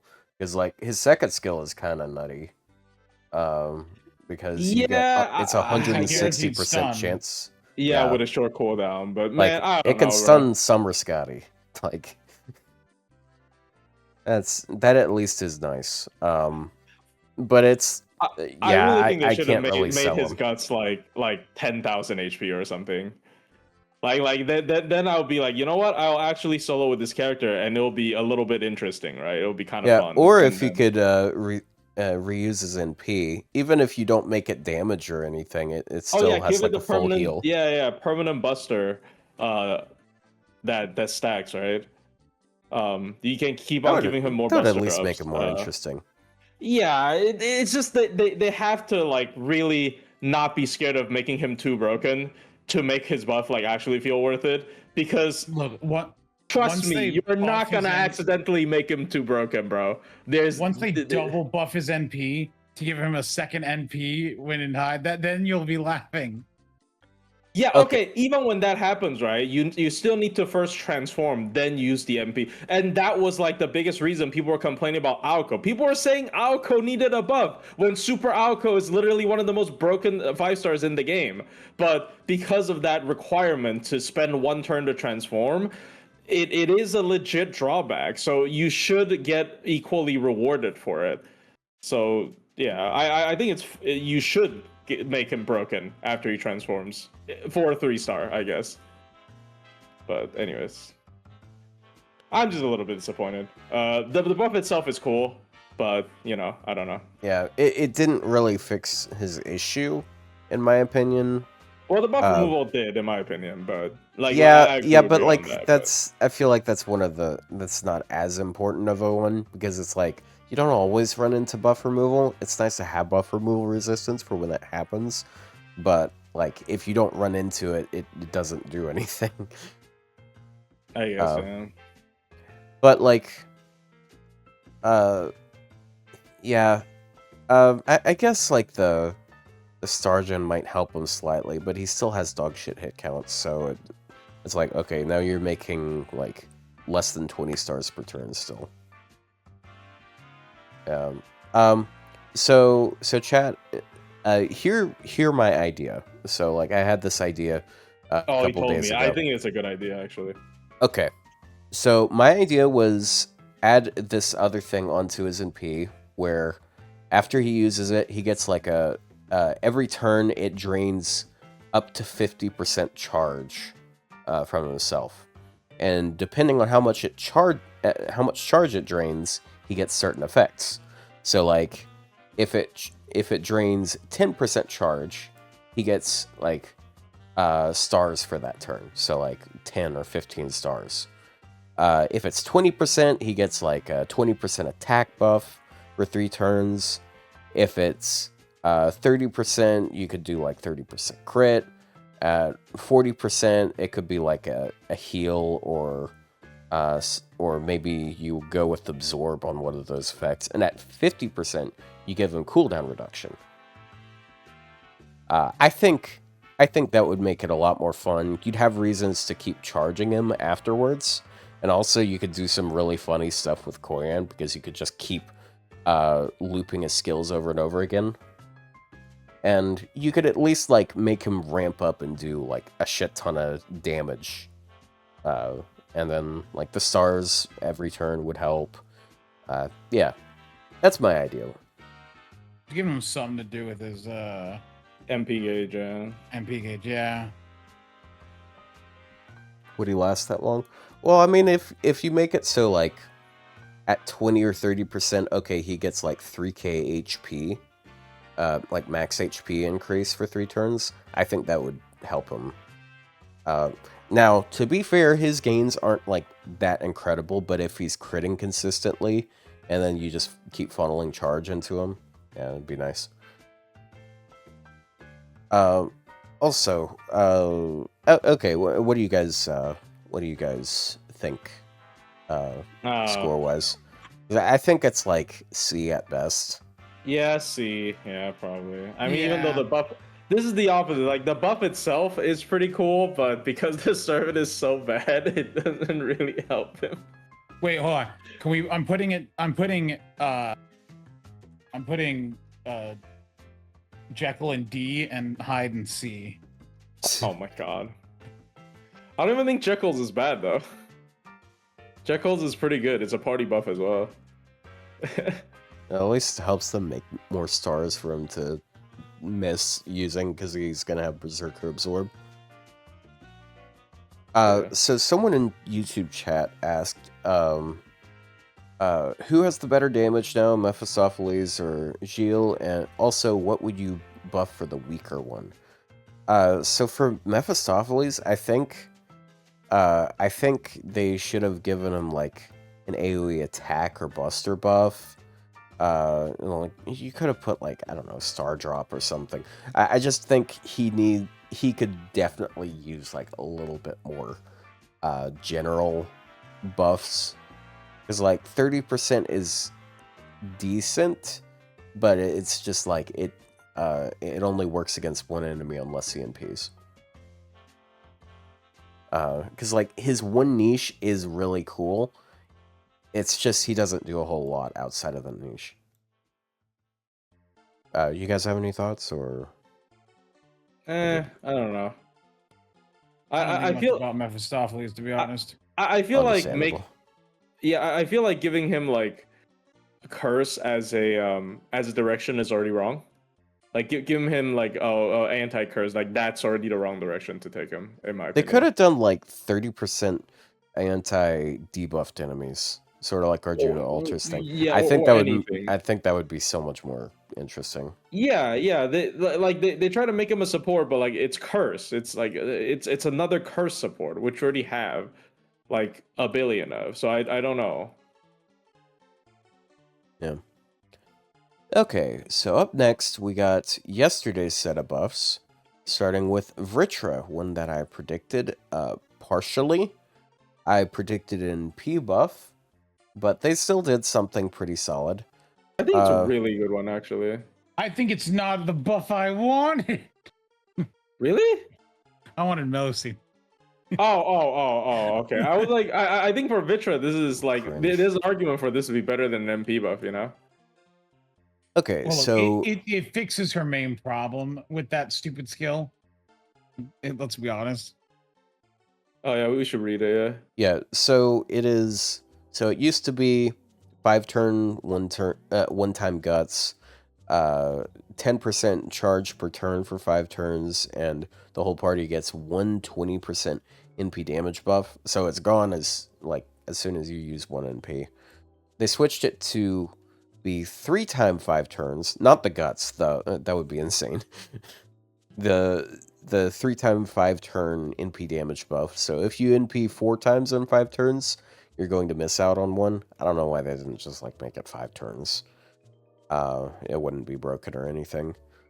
The cooldown has not changed, but now it gives the team anti-sky attribute, which overlaps pretty significantly with her anti-divine, and then also team 20% charge. So now she has self 30 and then AoE 20, and you can split them apart for it to be more convenient. It's all right. My issue is that her baseline performance, like her floor, felt too low. Like, this increases her ceiling a little bit, but like I think she would have gotten more out of an NP buff. Like the team charge is nice. Like it helps her more as like a team support because she already has like the team divine damage and then team sky. But like I don't know, it drives her further into that niche area. So I'm not a huge fan of it. All right, plushie. I think you. I think plushie. I think the buff fixes. Like I mean, like look. The point is like Vritra, when you're looking for like an AOE Arts Lancer to throw into your team as the AOE, making it so that you can press the skill and also get the gauge up, worthwhile. Because like before, she sometimes wouldn't have to MP on wave 1. But you'd want the charge for the for herself to use it later, and it would just end up being useless. I mean, it was one time 5 turns, right? Yeah. MP damage, yeah. But I mean, this is clearly Let me repeat. It ended up being useless because like you'd only get one use out of it because you want to MP multiple times. Yeah, because she's but like you need it for like the last wave, and you're wasting it on the first wave. Yep. I mean, this is pretty clearly an attempt to make her like the best AOE for the Indra Grand Raid. I mean, Sky Divine, right? Yeah. I mean, yeah, it makes it 60% PMod for the team, and then 20 for the charge. team, which is really strong. And then 20% actually... more MP damage as well. Her damage with traits is actually really nice right now. I think if we can look on the sheet, her damage with double traits, which I mean, for Sky Divine, the double trait isn't that rare, because like they usually come hand in hand. So Sky Divine happens a lot together, and it's really good damage. But she really does need to hit those traits as usual. So God Killer. I just feel like now that we've had Demeter release, it's nice that she has team 20% charge, but if we're talking about damage boosting, I think in multi-core, there's a lot of situations where Demeter's still better, because she targets 20% per turn for one ally, and still has the self 50, and then she has like anti-earth, which means her peak damage is notably higher, and then she also gives the whole team anti-earth, which is better than anti-divine or anti-sky. I think they definitely could have made the regen party-wide, at least, as well, right, with this character. True. If they had made the regen party-wide, she actually would have been like, I think that would have been really cool. Yeah, the regen should have been party-wide, right? Like there are just some stuff that I feel like a missed opportunity with trying to raise her power level, because if you want a high power like selfish Arts Lancer, we already have it. We have Ryoma. Ryoma. Yeah, that's part of why I wanted the NP upgrade. It's just like it makes so much sense when you have Ryoma over there, who also like does some team buffs, and then he has good NP damage on his own. But yeah, I feel like she still needs another one to be like up there, Yeah, maybe an MP upgrade finally. Wait, did we talk about Himiko? Oh wait, hold on. Oh my god, you skipped her. How did I somehow skipped her. Oh, my bad. So let me read this. We'll rank her first, then go to Himiko. Back to that. I would like to call on Mr. Plushier to be someone that retransfer that must know the world champion is. Okay, Azrael S3 is similar to Parasong, but it doesn't proc, so it's not like Parasong because it never procs. It never fucking it procs on like doors. Anyways, sorry.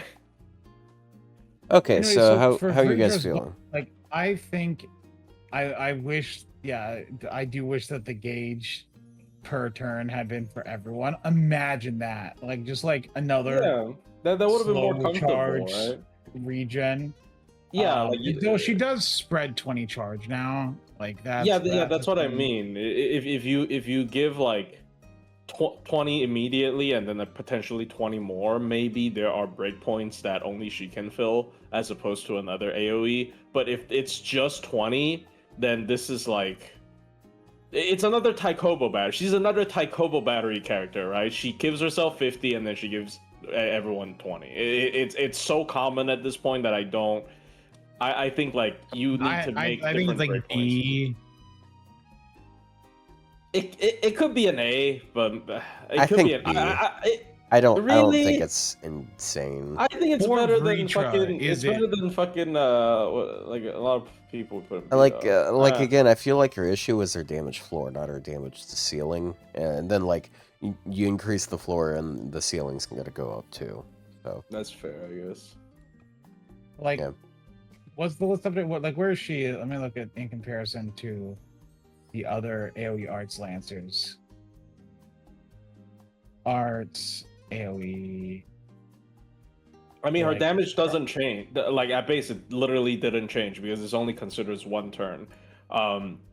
The good thing is it doesn't decay afterwards because the MP damage persists for three Oh, yeah, times. but the Sky, the anti-Sky, like if you're fighting Sky, what?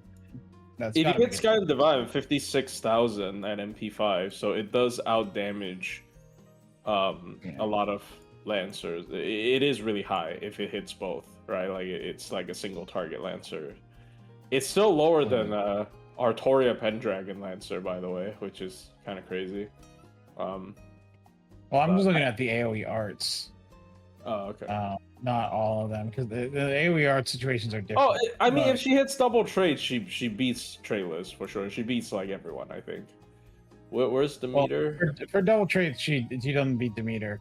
Yeah. Really? yeah, because it's anti-trait Demeter plus. also would trade. Okay, yeah, Yeah. no, I mean like beats people with no trade. Like, look, I know this sounds crazy. Oh, character with anti-trade beating character without anti-trade. That should be a given, right? No, there's an SSR Lancer that doesn't do that. Are you talking about Tamamo Lancer again? I'll let Oh, you God. figure that out. At least she competes against. Yeah. Also, 4 stars now. Congrats. also Demeter's anti-trait is way better than hers. So, like, anti-Earth is so much more universally applicable than Sky or Divine. I think I already said that earlier, though. Yeah. So just B in general, like, because it sounded like 2 Bs and a B plus ish. All right, so now Yeah. we have Himiko. Which is also a pretty strong buff. I think more strong than Vritra's. She was kind of a, like I thought Terrible? she was okay. It's just she was super outclassed. Because like I think the NP with the double overcharge and then the crit damage and Buster, I thought that was a pretty cool thing.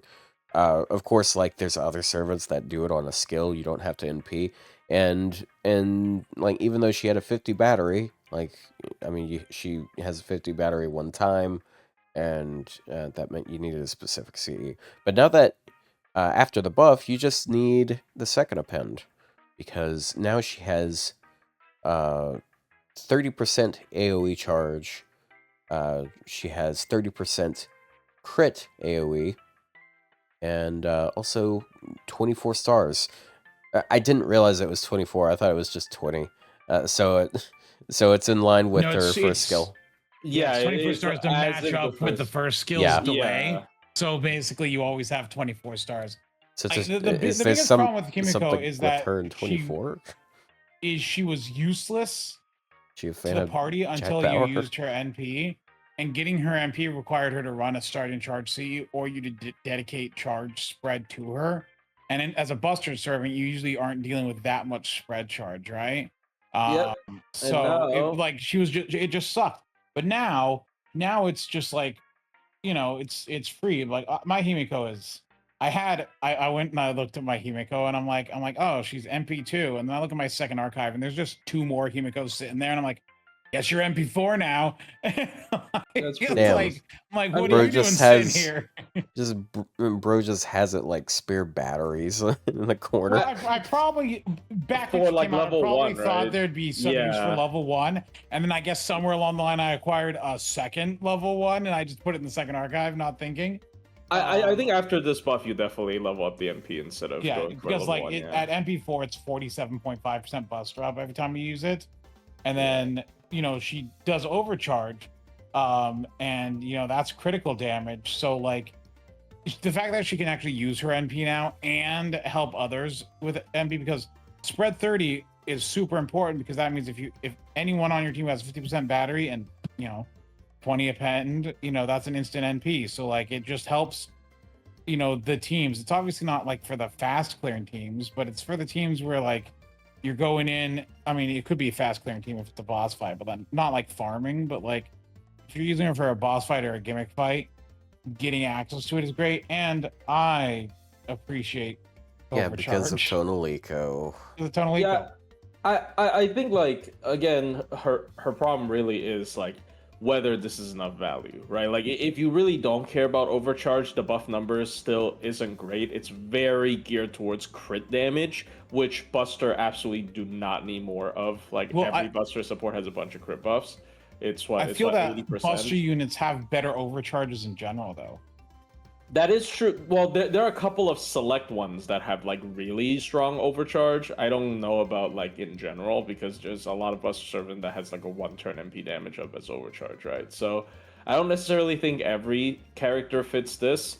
But Even so, like what she does, like I mean, it's 20 attack, it's 30 to 50 Buster. I mean, not and to get into then you get future 3 buffs. stages of overcharge, because you can overcharge it with her own NP. But So remember, Artoria, like pair with OG Artoria, whose OC5 is 50% charge back. Pair that with some other buffs, and you're just like. I mean, do you really need that though for OGR? I mean, we'll get into that later, but I don't If feel you're like doing you like need that. as I said, like it's more for boss fights. You're not going to do this in farming, but like Yeah, that's for boss fair. fights, yeah, there's I think it's reasonable to expect not to go in with just double bitch. the fun. I did use her in my like Jekyll and Hyde like DB run. It is pretty easy to, if you want to double her MP, like double cast it. It is not difficult with this buff if you give her like starting charge, and also her overcharge like helps herself, right? So her second MP is going to be stronger than the first Which, one. by the way, I was going through that thing with Leonidas, Himiko, and Tonal Eco on the Morgan fight. It's really great, super smooth sailing until you kill all the ads and she unlocks her NP and then just starts nuking you.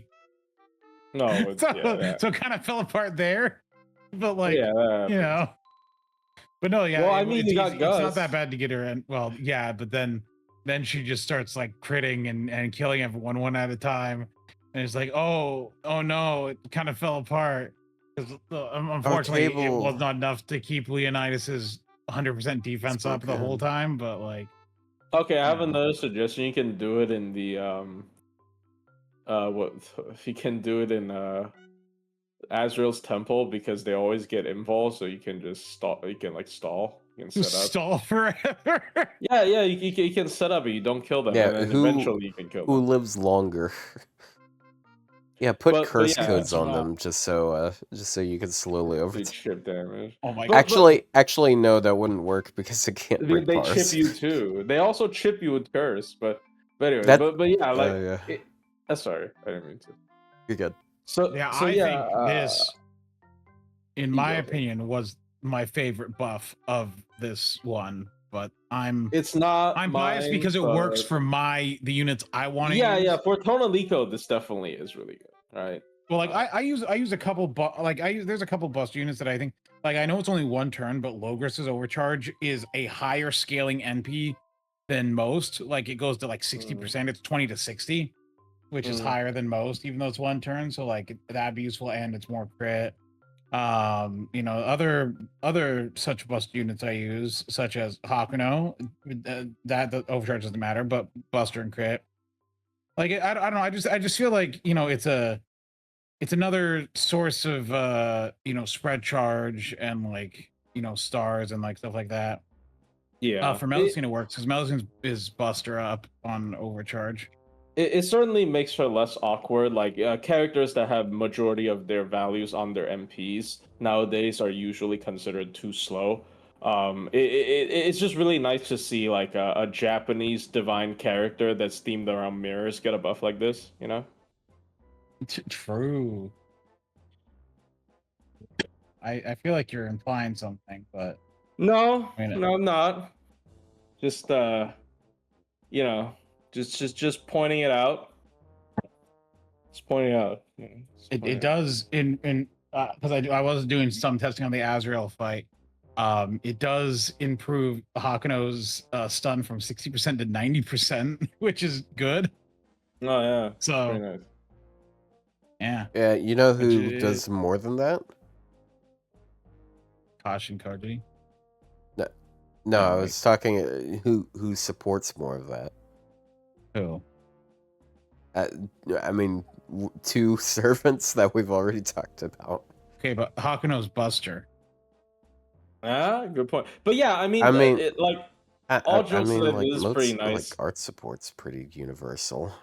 Like it might not help the NP damage, but I don't think it makes the character like super broken or anything, but it is a quality of life update to make a support character that's overly reliant. Like Rio said, most of her value was on her MP. Now that some of it is on the skill, and also they can immediately pop their MP. Like the 80% self is important as well. So yeah, I've definitely put in an A. I'd say it's an A. Yeah, easily A. Yep. I'm never gonna complain about a 30% AoE battery. That's look. The thing is I've called. You can go back to like the year she released, and I'm sure you can find recordings of me calling Himiko useless because my oddest opinion. I'm pretty sure you said it on the. Useless. I'm pretty sure you said it on a tier list. We repeatedly called her just completely useless, but. No, yeah. people were trying to defend I was her. always people a believer. In the past have tried to defend her. What did we put her on the miss tier list this last year? By the way, I'm gonna look that up. We probably, I probably was saying like this servant sucks. But yeah. Take a look here. I'm gonna look this up. All right. While you look that up, we're gonna go to Eric Bloodaxe. Yeah, Eric Bloodaxe, which is a pretty funny one because this guy was just a notably worse Spartacus for a long time. I mean, this guy was on our stream. Yeah. Also, Klidge is a big fan of him, so he's eating well. But like his skills are pretty weak, to say the least. But they buffed his NP. I didn't expect an NP buff. I expected them to like battery him plus other effects. But I actually kind of like the direction they went. For Himiko, she was an A. We moved her down to B plus and then down to B. Sitting there garbage. We had her next to Jean, which I don't think she belongs now. But like, ooh, yeah, no, Otto, you were not there that week. Oh. Didn't I appear later? Or was that a different week? That was a different week. Okay, that was the one where I think I was in Ohio at the time.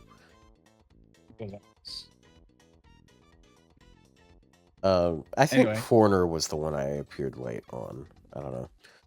Ruler and Foreigner were the same one, so no. Oh, yeah. I know one of them I showed up late. Yeah. Because I worked. Yeah. Anyways. So his NP, before it used to be like he reduced his own HP by 1,000, which could kill him, though it was unlikely to because his guts has over 1,000 HP on it and he has a max HP buff on one of his skills. But it was a one-turn 30 to 50% attack buff before damage, which it's a pretty decent number. But they decided to double down on that idea. And they made it a 3-turn 30 to 35, not 30 to 35, yeah, just 1% scaling, 30 to 50% attack, as well as 30 to 50% crit, and at like Also, 100% star gen. All 3 of these for 3 turns, so he has a good mixture of offensive buffs. If you can get him to NP multiple times by shoveling a fuck ton of battery into him because he has no way of getting his NP, then you can stack some nice effects on him. Yeah, there's only one servant that has 1% scaling. Do you know what servant between MP2 and MP5 only goes up about 1%? Oh yeah, it's Lady Avalon. Jean. It's Lady Avalon. Oh, Lady right. Avalon. Oh, I mean, but that's Yeah, MP charge per turn. no. Right? That's I know, but it's still that's scaling of 1%. That's 1.25% actually. Well, it's 1.25, and then it's not even that. It's then like the difference between 8.75 and 9.38. So it's then 0.63, and then it's 0.62. So it's like really bad. Her scaling on MP is so awful. Like you get 95% of it from MP2, and then it's just like the rest is just wasted. Yep. Yeah. But yeah, this is an MP anyway. Upgrade. Oh, sorry. Now I'm gonna be 100% honest. I don't use a lot of 3 stars or lower, but I will say I have at times used most of them for something or another. I've never touched this guy in my life. Okay, so here's the thing, right? The speed farming community is going crazy. And Ryou remembers every guy he touches, of course. Because exactly, Otto. Because I this remember guy, every guy I've touched. No, this guy after the MP upgrade, after the animation update, actually has a shorter MP animation than he used to, which is crazy. Yeah, which is why he's A to A+ on Media. Yeah, because he is like Bunyan that hits harder, and that's too sad. They call it the 3-axe. I already said it twice off stream, but like that's what they call it. It's the 3-axe alliance. It's Paul Bunyan, Kintoki, and Eric Bloodaxe, the speed farming demons. Are they just carrying for farming? They're just doing 120, all of them with K scopes and just going. Yeah, maybe, but here's the important part. After the MP upgrade, his damage is really high, actually, notably higher than higher rarity characters such as Kiyohime and Lancelot Berserker. He outdamages Lancelot Berserker at MP5. I gotta say, what the fuck? Dude, he definitely stole this shit from Lancelot. Lancelot needs it so bad. But like this is exactly the type of stuff you'd expect from him. Kiyohime. Lancelot loses to Cha-Cha. Lancelot has literally 10% attack on his NP, and that is it. Almost loses to Bunyan. Oh my god. Buddy, what are we doing with this character? Yeah, why does he exist? At least Frankenstein has really high NP damage. Like, oh my good god, lord. Dude. Lancelot Berserker, you have nothing. You Knight of Owner, your life Knight serves of owning no purpose. Nothing, bro. What the hell? This character has nothing. It's so funny. Anything he touches becomes an MP. I guess he's wearing gloves this whole time. He ain't touching shit. So bad. Just completely worthless character. I have no idea. I mean, look, Kijyo Koyo isn't a great character, but why wasn't it fucking Lancelot? Oh my god. Oh no, they're gonna do a buff for a bunch of round table nights. And eventually. Forget about him. Yeah. No. You pair him with Saber Artoria. That's his buff. There you go. Because he's Knights of the Round. Oh, brother. I actually just double check. I'm like, what if his Berserker form for some reason isn't just to spite him and didn't know he doesn't stop Knights of the Round because he betrayed them. Like, screw you. Oh, that's so funny. But yeah, Eric Bloodaxe, really high damage. Ramp up attack. Like, this is a really strong ramp up. It's not like he gets a battery or anything that he can easily ramp up, but yeah, I think if you've actually invested in this guy, he does get a good performance boost here. Like Yeah, the it's a crit buff shame as well. because like his skills are ass, but like he at least has like guts, which helps him survive an NP, and he has a debuff cleanse. That's his entire kit outside of just offensive buffs on his NP. It's so But funny. His MP but is like so strong compared to everything else. but yeah, like he is usable if you have investment in him. I don't think he's really worth it, but So only Clid, I got it. It's the only person on Earth that gets value from this. it's so funny. It's like all of his value is centered on his NP. Because like even the Yeah, star his gen, skills are it so does bad. nothing for his normal cards. It's only his Oh yeah, NP. because it's no hit counts. Yeah, it's just Yeah, his MP. it does. It's effectively the same type of star gen that you're going to be seeing out of like Karna. Karna got a big star gen buff on his third skill, and he has a 5-hit AoE. So they both are going to be making like 15, maybe 20 stars on the 3 enemy wave, which is pretty nice, but he also has no absorb. I tried using him, but holy fuck, I can't get him to crit. It's really annoying. Yeah, you really need like to give him star absorb. Like I don't know, Koyan Light. Does Omi? Omi does, right? Does Omi give Omi star does not absorb? give star absorb. She gives stars on her Stars. first skill, and that's it. Oh, So how about unless you're Liz getting like and a Liz? No. lot of them, Well, hey, guess who can actually get stars? Lancelot Berserk. yes, I Dude, genuinely think that's Once. the best thing about him. He has a 3-turn absorb, and like you look at all of the you look at all of the like 4-star berserkers, you just don't see that anywhere. It's so funny. but Uh, that's all he has. which is one thing that annoys me about the Kijyo Koyo buff. It could have been a 3-turn absorb, but it's only one. Dude, they gotta you gotta put respect on Lancelot Berserker, man. He's like, dude, I don't know. He's worse off than Tamamo, which is difficult to achieve. Um, Okay, so how you guys feel about it? I think like C or B. Like I think what? C? B, B. definitely. B. It's an MP Yeah, upgrade. like I mean, I'd say B, but like, I meant like if you guys think C, then I'd understand. Nah. B, definitely. It's an MP upgrade. You know, Didn't see a whole it gives lot him of good those. damage, and it's really good. It's like a really good steroid, like 3 turns attack and crit up. Like if it was on anyone else, it'd be like an A, but it's Eric Bloodaxe. So what are you Oh my gonna do, god, this is right? the only NP buff, isn't it? yeah, the rest were This is it. skills. Yeah, the rest Jeez. are all skills. Yeah. Oh. Okay. Well, B it is. And now we got the big one that everyone's Let's do wowed raw by. amulets first. Okay. The big one. All right. It's a pretty big one, bro. He's scary. Honestly, He heals both like of a today's billion are so HP. good. He heals like a billion. Like if you try him out, he's kind of crazy.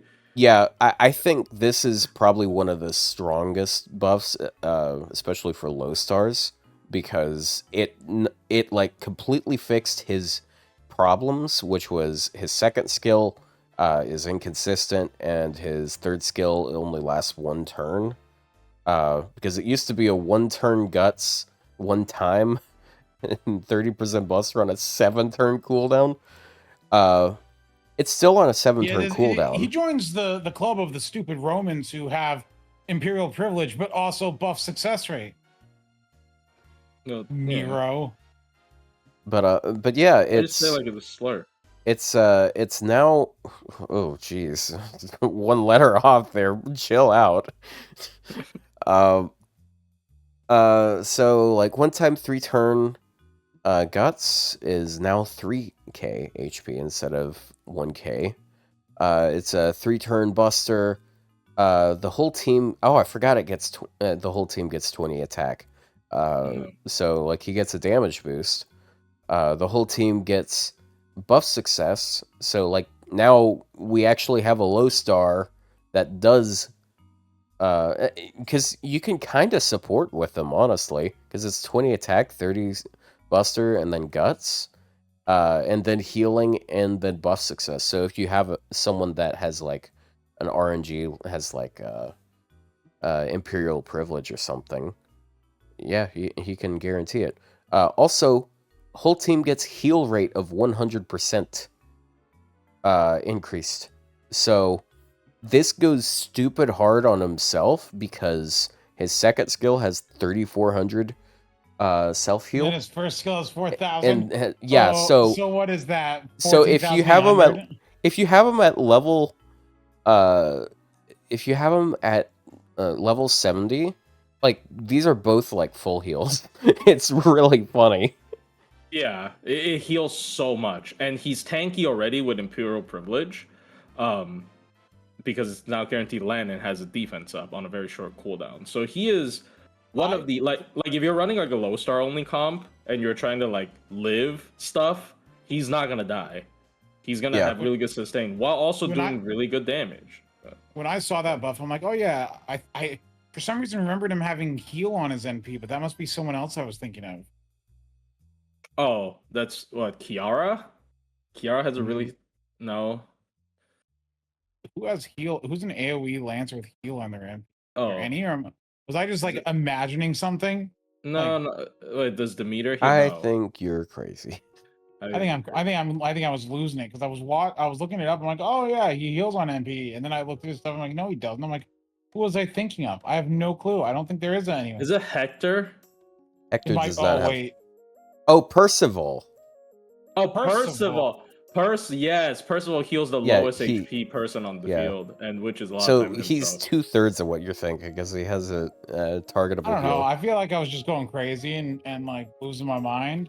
Can he 3-to-farm heal as fun? Well, I mean, nowadays depends on what starting chart C you give. You can absolutely. If you do K-Scope, Oberon, Omi, and Koyan, you can farm with anyone. Like you get over 200% charge with that. I think you get exactly 200% charge. Yeah, anyone can cook, bro. I don't know. Yeah. So I'm gonna build a team of AoE Lancers for heal maxing, and it's gonna be him with Santa, Alter, Lily, and maybe that's what you think about. And then Percival, my AoE Lancer heal maxing team.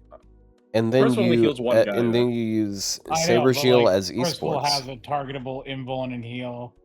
Because Saber Gilles has heal boost as well. Yeah, I thought that was kind of funny that they both got that. It's just like, this is such an amazing buff. Like, it was a 2-effect thing that sucked, and then they buffed literally every aspect of it except for its cooldown. It makes sense why they didn't do a cooldown now. Yep. And also the 7, it's Septum. It's supposed, 7. But I mean, it could have gone down to 6 because number of the beast. But yeah, it's pretty good. It's Nero. Yeah, but like she's Rome too. Yeah, but now I feel like it has a lot of effects. So now, like, 7-turn cooldown on just a gut sucks. 7-turn cooldown on a skill that does like 6 things, that's more reasonable, right? Oh yeah. Yeah, so this is a really good buff. I put an A for sure.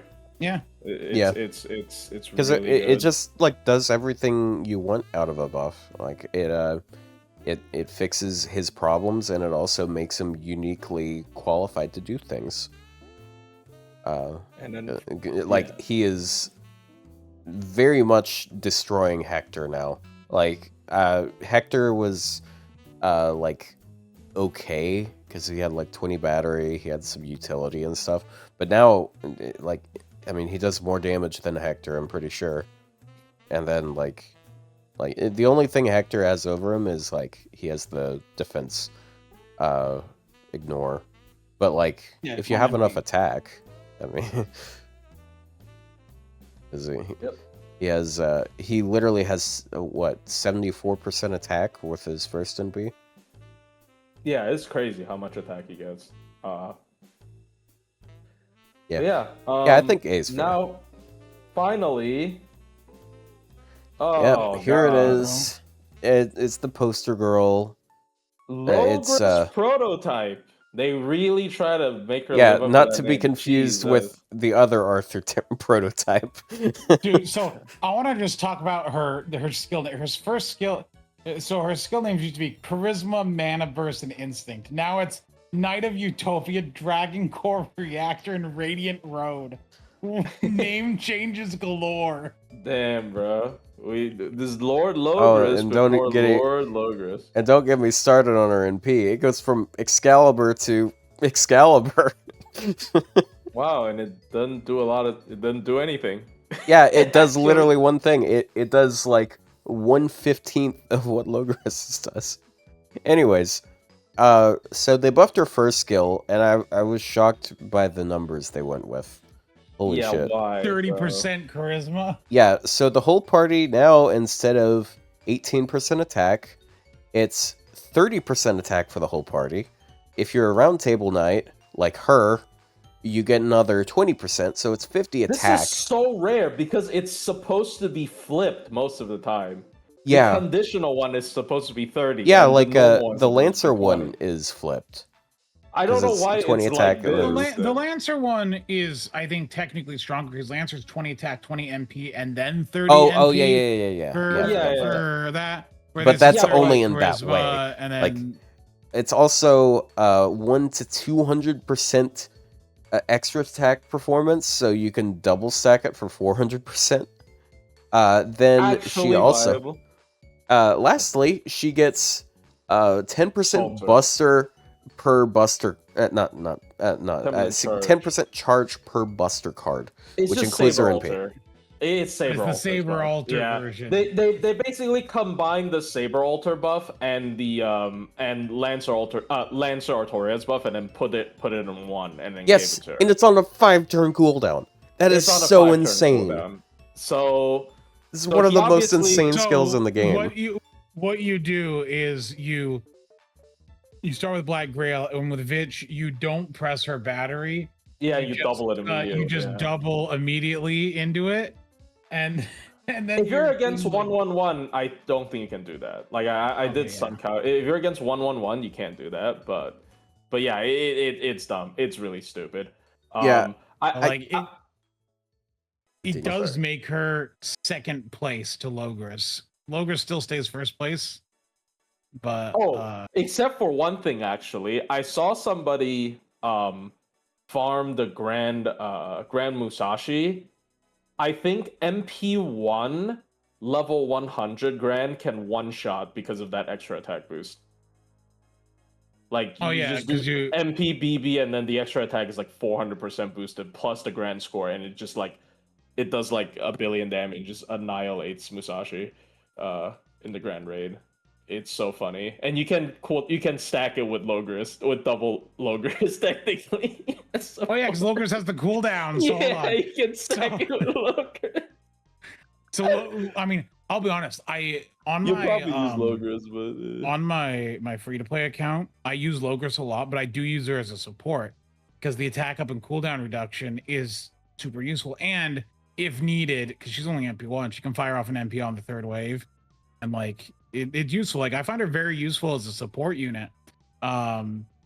Just being there, right?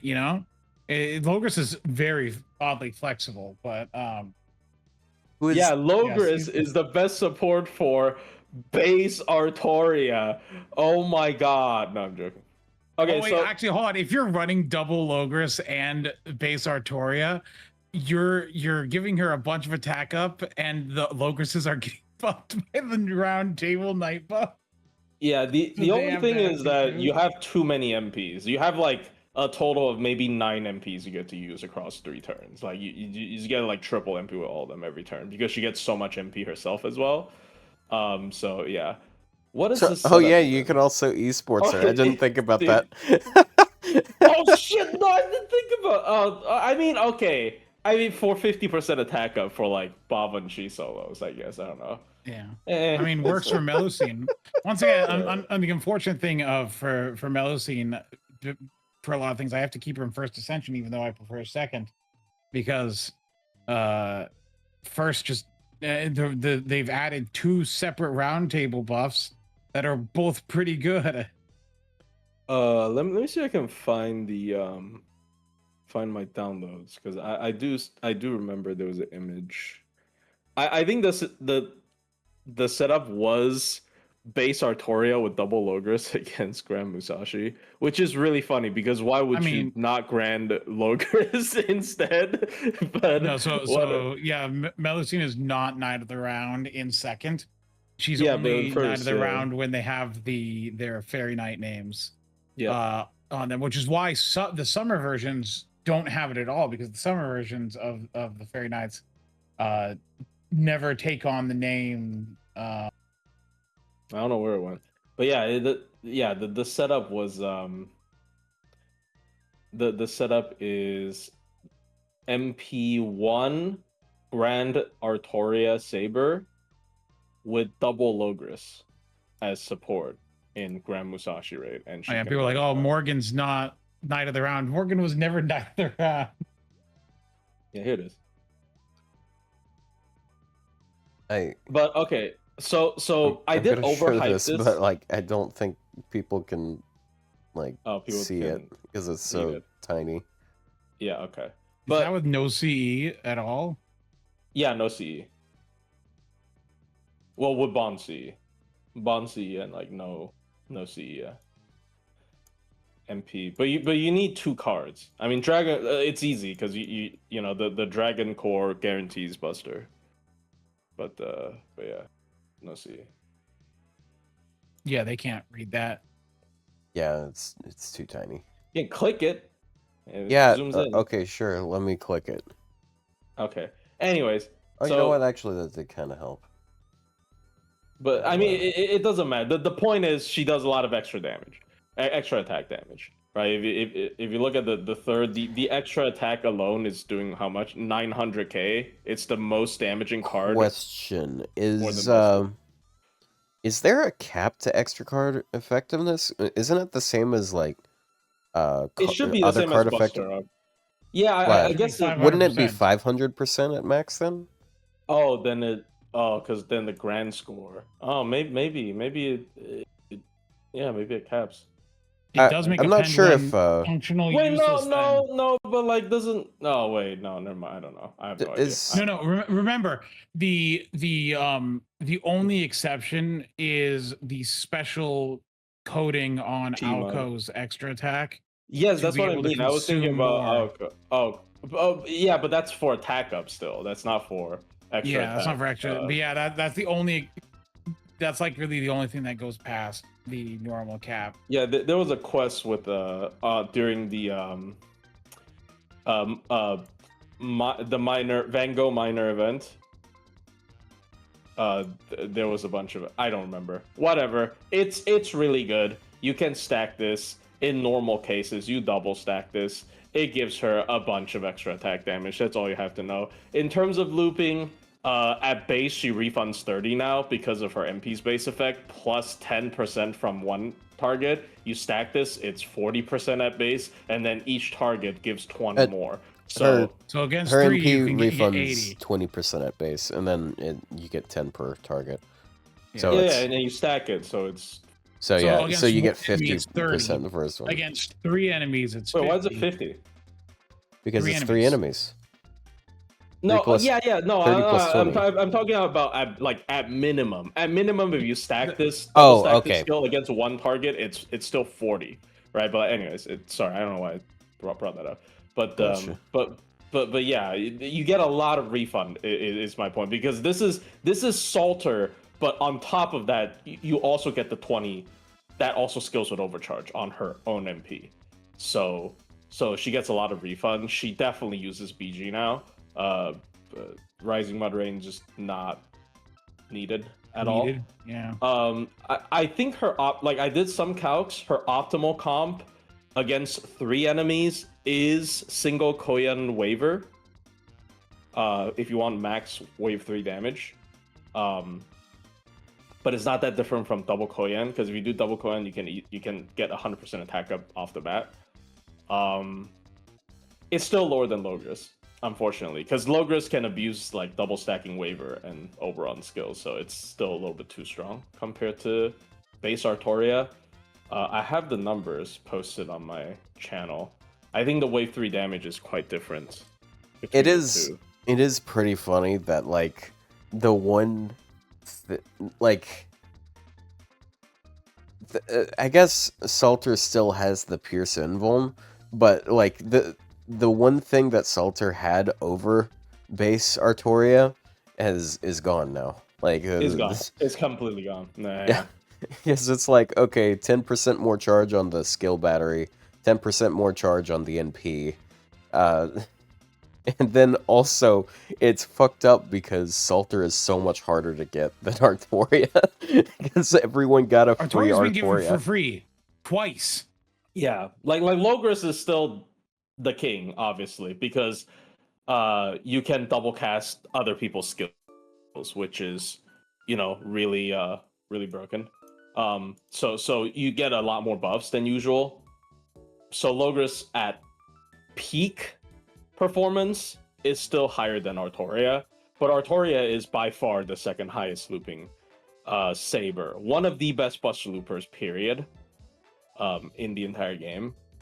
And yeah, again, like Rio said, she's been given out for free. One time it's the Stay Night ticket, so you should absolutely pick her because she's the only. She was the only SSR. 5-star. Yeah, and then was the second one also only like a limited pull, or was it like just an SSR ticket? Because if you combine all the SSR tickets, you can get what, MP4 Artoria or 3 or 4? 3 MP3 Artoria. I mean, you can't retrospect and go back to pick her, but Well, yeah, I mean, it has been a while since the Stay Night ticket, but like everyone picked her because it's like either you pick Artoria or you pick a low star or you pick an unlimited 4-star. Reminder that that mine disintegrated. Oh, you forgot to fucking. Oh my god. Yeah, bro, I left to her in the claim that box shit. too long and she got vaporized because I had too Oh many my things in the box. dude.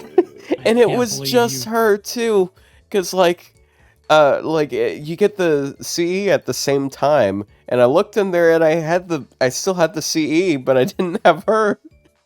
Bro. Remember to check your present box, by the way. On Friday, I claimed like a gold foe that says expires in 56 minutes. Damn. Dude, Like, my present I box am had like 300 things in it, and I went through it, and 200 of them were single foes. Yeah, I am certain They gotta stop had giving some of us them single deleted. foes every day. It's so annoying. I'm certain some of my shit got deleted. There's no way I'm that lucky that I caught like the one that is about to expire by 50 minutes. There's definitely ones that already got deleted, but Yeah. whatever. And also the only reason I went to check and get all my gold foes, like the 4-star ones, was because I was prepping, so I 2K foed my Tomalancer. Did you really? I did. You're stupid. I did. I was I was so sure it was gonna be her. I 2K foed my Tomalancer. Is your Tomalancer 120? No, 100. Oh, how dumb. Actually, I have enough gold foes to do like 6 servants. I just realized.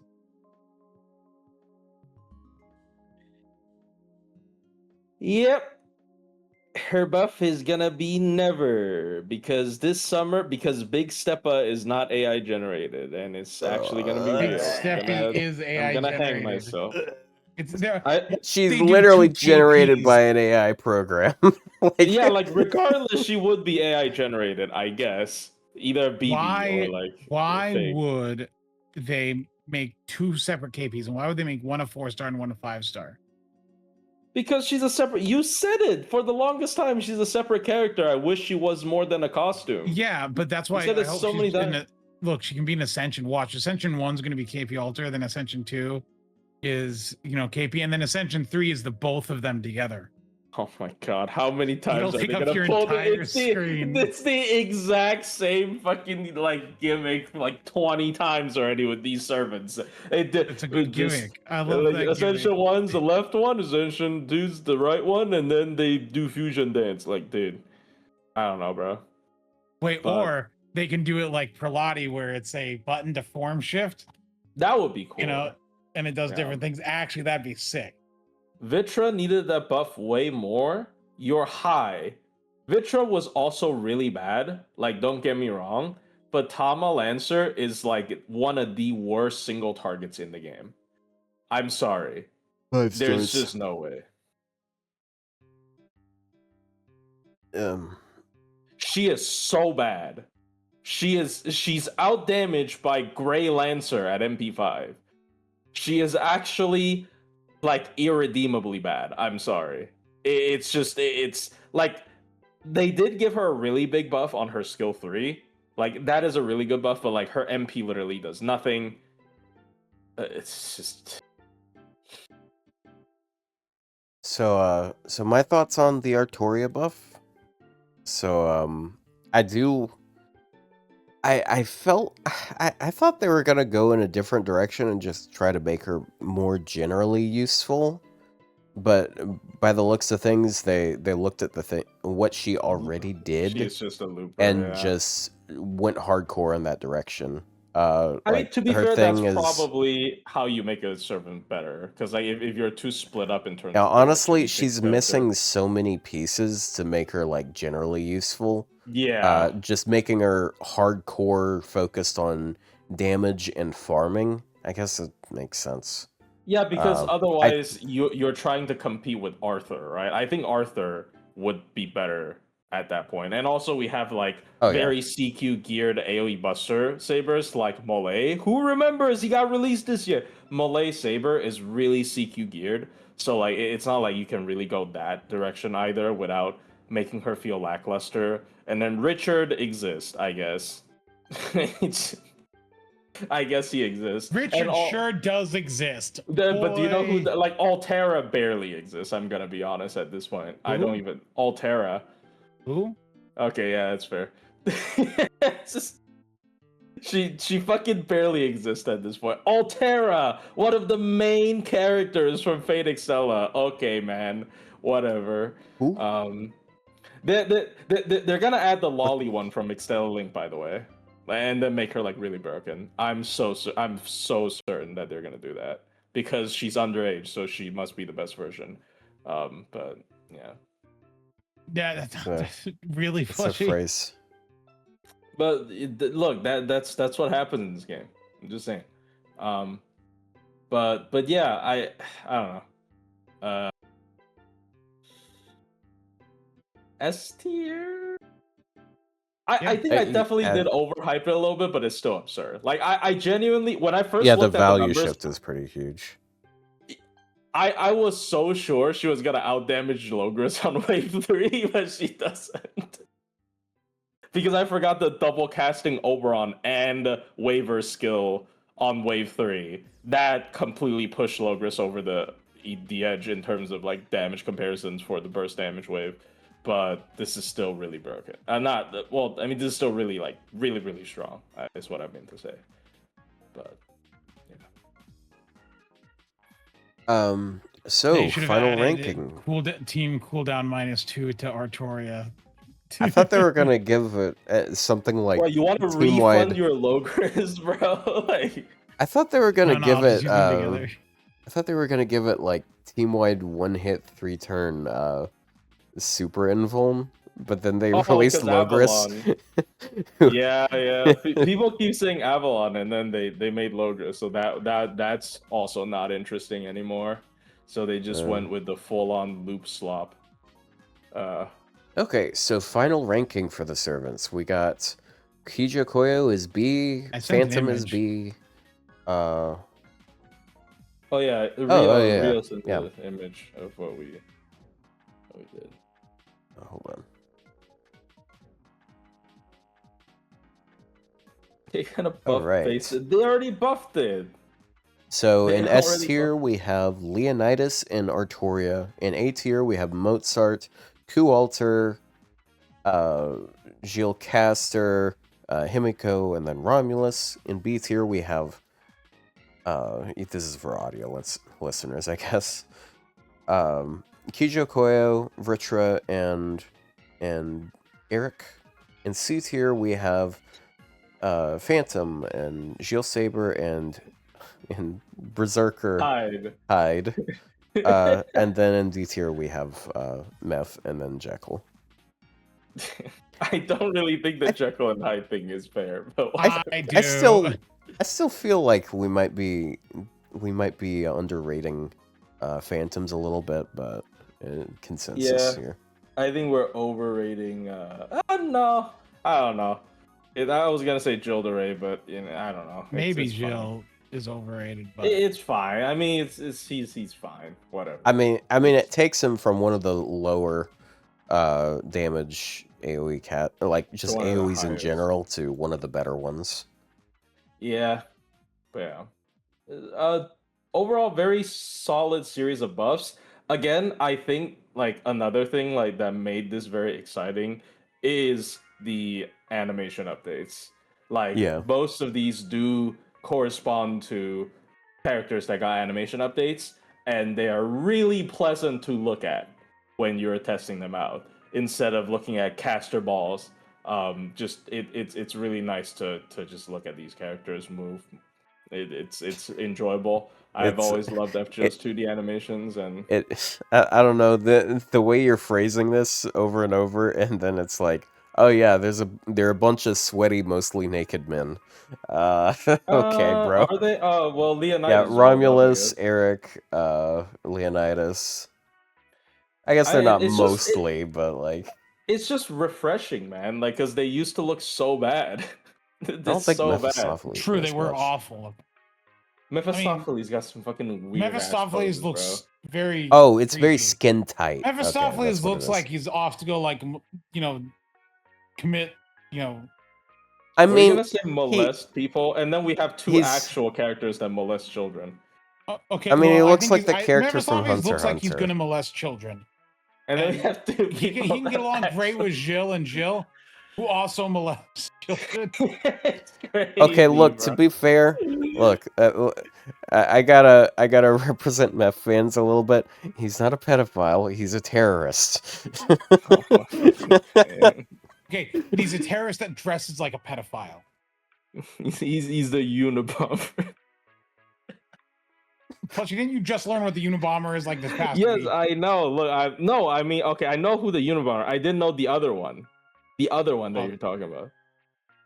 Well, which one was that? The Oklahoma City bombing? Yeah, that one. Damn. That's the one I just learned about. I know the Unabomber. Like personally? No. He hangs out with him.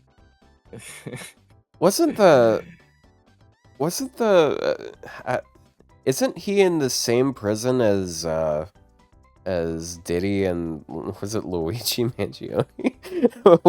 Yes. It got brought up because of Luigi Mangione. I'm pretty sure. It's crazy. Like it's like a fucking Arkham Asylum there. But where's the Batman?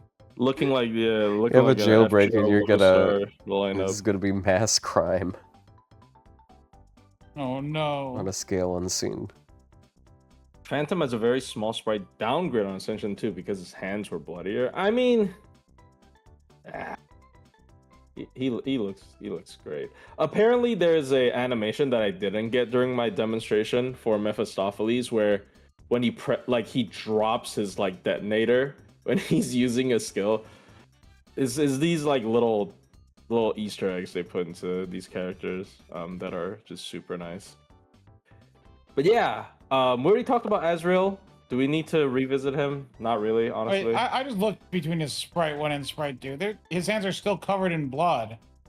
What's the difference? How's that a downgrade? Do I have to go through Azrael? Oh, okay. Take a look at the numbers at least. I updated the numbers. Take a look at the numbers. Okay. Yeah, we did see. I did see that. Let me take a look-see. Stinking Azrael, making my favorites look bad. He's really good. He is really good. Dude, my complaint is, how come the Kama and Azrael both have a universal anti-trait? Why doesn't Kami get a universal anti-trait that she applies? Kamas doesn't even land half the time anymore. Like, it's so bad. It doesn't. They keep giving them like Azrael is uncharmable. It's just, I don't know. But yeah, look at his damage. Yeah, Jesus. 71k. And he doesn't. Well, I guess he does have to land a debuff. I mean, isn't it 500%? Like it only gets blocked by immunity, I think. It's Kami is taking into consideration her sword sheath and stance, right? Yes, definitely. Yeah, so that's not even 100% of the time damage. Well, I mean, yes, it is. Cooldown. It's basic. I mean, it's a 2-turn cooldown, and you can do like 6 turns in a row if you juggle things right. It's not hard. Yeah, as we all know, everyone runs double Koyan Sky and then also. No, she doesn't spam her MP every turn though. That's the thing. Like if she used her MP every other turn, then you got me there.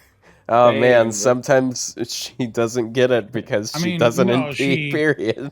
She can MP every turn, but like it's not hard. Like with a Pen 5 and any cooldown reduction, makes it double castable. You single Koyan, there's a bunch of things you can do. Technically, Azrael is a faster farmer against Azrael because he can one-shot Azrael, but his MP insta-kills, so he doesn't need to use a card to remove the guts.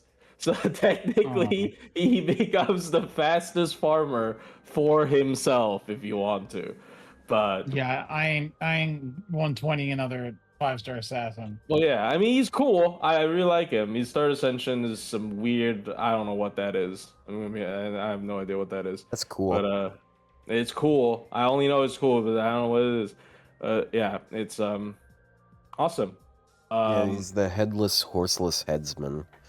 He's literally the headless, horseless headsman. Actually, I mean, if you sort by special effect, it becomes kind of a cacophony of things. Technically, he is 4th or 3rd place.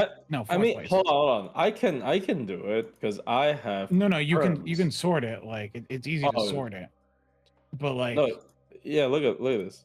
There you go. Well, no, you can sort it by damage. Like I did it. I just did it. Well, no, but that doesn't change. Auto refresh. Oh, it did it. Ta-da! Congratulations. Right? With traits. This is sorted by trait damage. Yeah. It's not so visible. I mean that thing, it's deceptive because like MHX is up there, but like a saber face, like how often are you taking her against that? And like never. Man and Divine isn't that it's not common, but it's not uncommon. It's not it either. I mean, let me do it. Let me change Divine. But yeah, he's good. He does insta kill. His insta kill is really high chance as well. So he does give value. You sorted it again. Yes, I sorted it back. Do you still want the? Never mind. Well, I mean, you can sort it yourself. You can, you know that we can locally sort it, right? Oh, I didn't know that. Yeah. Yeah. Oh, never mind. Yeah, you don't. That's why I was wondering why you were doing it because you Oh. Yeah, once you do it once, and then you can click next to it. And Fuma's the lowest? What the fuck? Oh, Fuma sucks. Well, yeah. I mean, you can't. Actually, if we're looking at lowest, it is. Oh shit. It's Paracelsus. Yeah, by a long shot. Oh my god. He's 5,000 below the second place. He's one of the ones that still didn't get an animation update as well. Yeah. Doesn't Paracelsus have like lower scaling on his MP? Yeah. He does. Yeah, he does. Yeah, I think it's like. I think it's default like NP2 scaling or something like that. It's so spammable. Oh my god, it's so spammable. So his MP at MP5 yeah, is an and it does literally nothing. 600%. Fucking year one is- logic. What do you mean this is spammable? It's not even spammable compared to everything else. Artoria spams harder than this guy, and she does like a billion damage. a normal upgraded, a normal non-upgraded MP for arts is 700%, and his is 600 at MP5. Like Oh my fucking god, bro. it's so unbelievably. Oh, Otto, you can look at bad. Saber. Oh yeah, it's Buster scaling. That's what it is. Yeah, it's Buster scaling for arts. You can look at Saber. I think Artoria is like hold on. up there. Geronimo was 700, but Nursery Rhyme is 750. What? Hold on, what is Caster Gill? Caster Gills was 750. Wait, why does Geronimo have lower scaling? Does he? Are you sure? Yeah, Geronimo. Yes.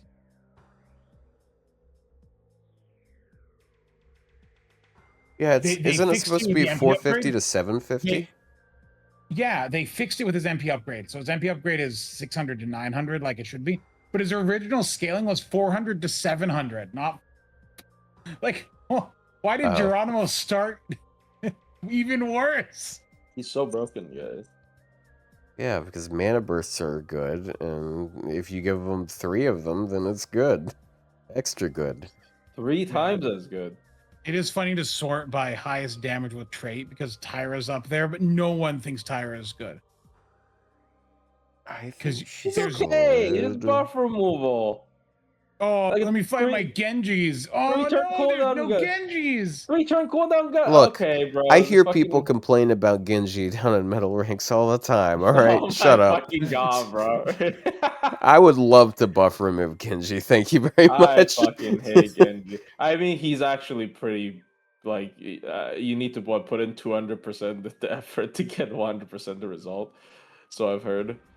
Yeah, compared to because other like if you DPSs. can aim, he's so much worse. Like you literally just shoot at him and his ult does nothing. But he can't deflect. You don't understand. I'm scared. Yeah, he deflects for 2 seconds, during I'm which he scared. can't do anything else. I'm scared. I'm so scared. I'm so scared. I'm actually so scared of Genji. Holy shit. I learned that from my mother. Wait, can you pan to Saber and then look at how high Artoria is? Oh yeah, Saber. Yeah, Artoria is like ridiculously high now. Yeah, she's she's a single 50k. target Saber. The only She's matching single target. Yeah. Yeah, like I think she beats Aoko now, doesn't she? It's not the right one. Oh yeah, god. yeah, Aoko with the stipulations given here only hits 45k. Actually, at 10 magic bullets, she still out damages. Like she barely gets out damaged by Aoko because that's 50k. Oh my god. Poster Girl is back, guys, but not the CE. Yeah, but instead our the worst poster girl, actually. Our poster girl, Artoria. Now, of course, we have to Pendragon. consider that the reason why some units here, may have higher numbers is like this isn't a vacuum of their own skills. The second you put them in a team, depending on the amount of buffs they have, like for Buster, Artoria getting a lot of attack is super good. Yeah. Because Buster buffers usually lack attack. Whereas if you look at like an arts unit that has, a lot of attack ups in their kit, like Nero Bride, for example, right below Artoria, she has attack up, but like all of her supports also give attack up. And so but no MP damage up, right? Yeah. And so like It's probably better if you pair. Oh, but do you know? You got to take into consideration that kind of thing. So like that's why some units can be lower personal damage, but like higher in a team. But Rio, there's a good art support that only has MP damage up and arts up. Oh my god, and she's also from Extra. Mamo? She's also a main heroine. No way. But she has no battery. She has nothing. Oh my god.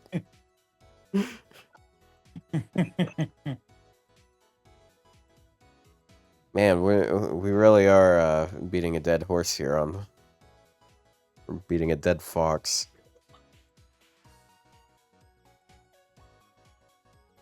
Yeah, it was pretty funny that Arthur caught up to her for like a few weeks. as far as just like NP1 damage, or I guess they're both NP upgrades. So now Yeah. he does outdamage her against any of his anti-traits. You know the But- sad part about this is, Otto? What? When we were talking about like, oh, you know, comparing Artoria to like a bunch of like Buster AoE Sabers, we didn't even bring up Ibuki. Yeah. It's Oh man, washed? She probably needs a buff now, actually, like Yeah. unironically. To be fair though, she is actually. Oh wait, hold on. I mean, she's Where's, not bad. Don't get me wrong. Fucking, we made fun of Richard infinitely. She's So it's- basically tied with second lowest AoE Buster damage, as far Ooh. as 5 stars go. I mean, to her be fair, strength that's was never the MP damage, but yeah, it's a little bit. oh, dude, her buff that she's gonna get is gonna go so fucking hard though. Like, I want them to just like go hard offense, just like she double down trust- on crit damage. But to be fair, You we don't want also crit damage, already probably. have like Richard, and that's his thing. We need to keep his identity alive. just make her Buster cards AoE, but not lose base scaling or some shit. I don't know. Plus, she trusts in extra record. Look at John getting delayed. Dude, Fate extra record. Do you know when that shit's gonna come out? It's gonna come out when it's canonically present day. It's gonna come out on 2030. Okay? That game's coming out during 2030. Yeah, no, only a fragment of it will be released on 2030. Oh my god, dude. Oh, It's only the first part, fragment of 2030. It's so funny, guys. Okay, fine. I thought it was a funny joke, but It's funny. if you had to say, is Lord Logris still better? Oh yes, definitely. Yes, Lord Logris is still better. Lord Logris is still custom servant like- from Reddit. But like, you know, Because like Lord Logris, I know she, I know like if you look at this spreadsheet, she looks less impressive, but just the amount of things she does, she is so absurd.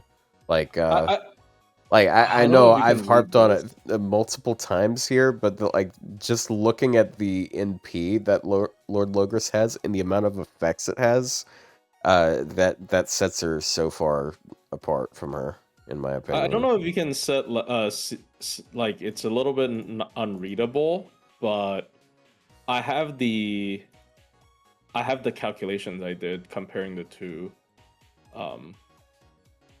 like against one. Like you can like read the important parts. Okay. I'll just read the 3 waves damage numbers, right? If we're doing, let's say we're farming 111 nodes. Okay. So base Artoria, wave 1 damage is. Let me check. Why am I having trouble to read this? Can I not expand this on my community post? Like, what the fuck? You might have to right click and open an image in another tab. It cuts it off. I'm just gonna use my phone. Oh my god. Hold on. All right. Let me read this thing that I just made like right before smobcast happened because I thought it would be relevant. So Artoria is better at farming 333 because of her effect, obviously. Yeah, Logris, however, doesn't need to have 3 enemies to refund 50%. She Yeah, also Logris- refunds 70%.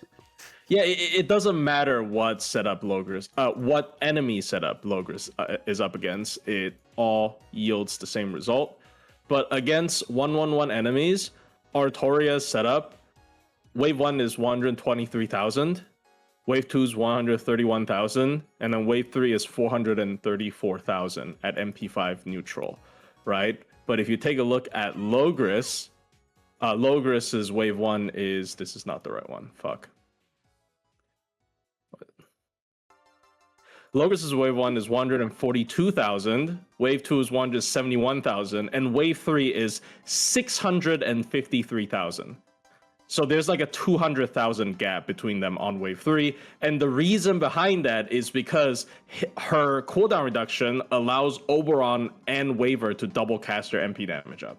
So the wave 3 burst damage is going to get massively gapped compared to Artoria, because being able to use your support skills twice is just broken. Like that is just fundamentally what makes Lord Logris so good in terms of looping damage.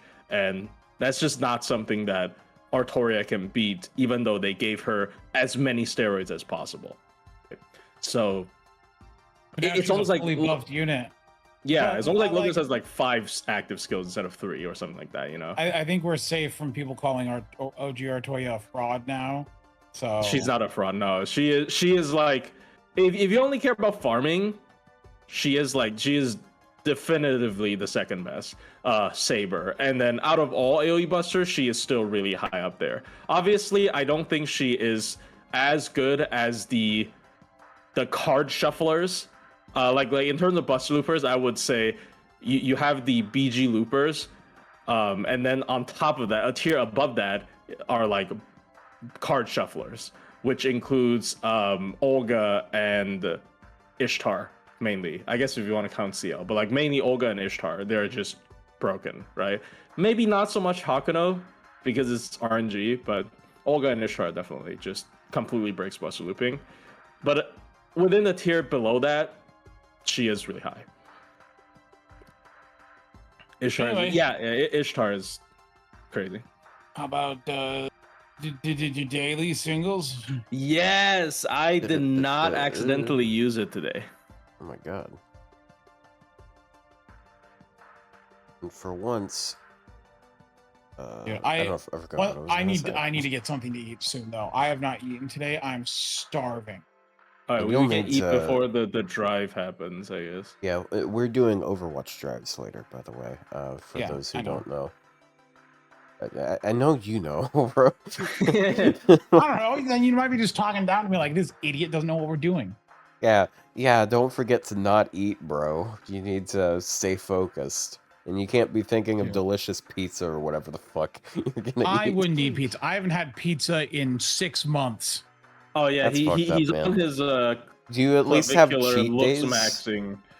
No, I've never had any. I've Oh my never God. since You February. fucking I have not had anything with normal bread or sugar or anything like that.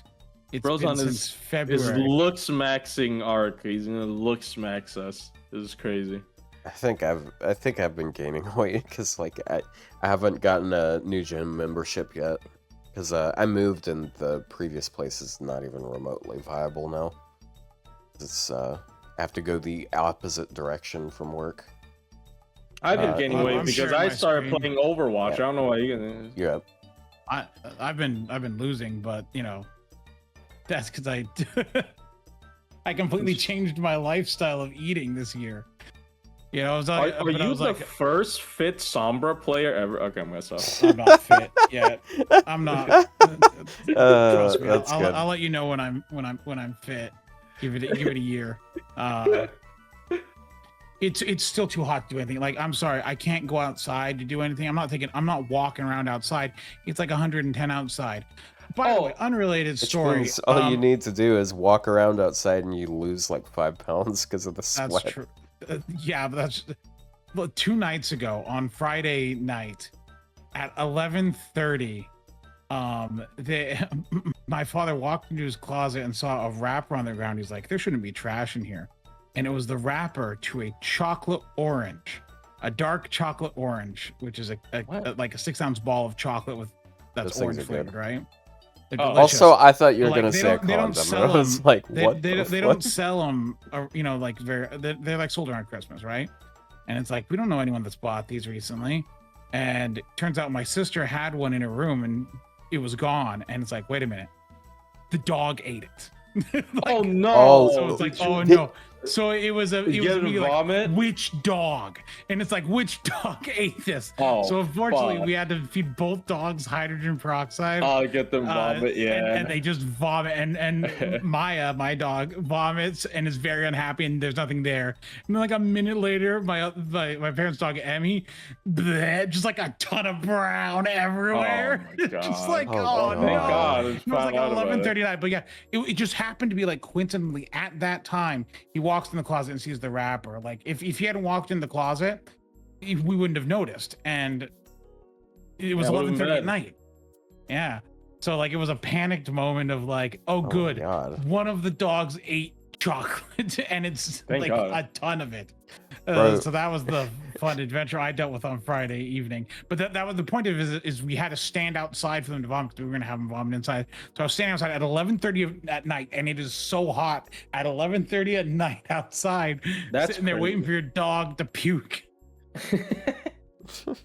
That's an And I'm like, this is great. I'm worried about my dog, and it's hot. The entire family is watching her dog puke. Yeah.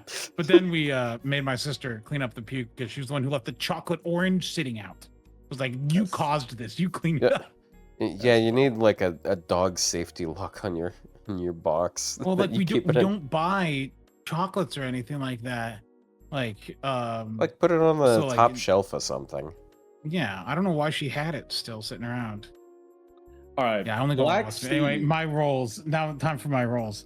Let's see if I while get you lucky. roll, I have not gotten anything good from the singles this entire Me neither. anniversary set. Yep, me neither.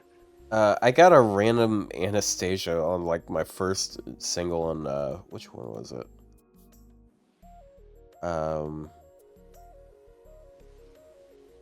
Oh yeah, the Oki to Altar banner.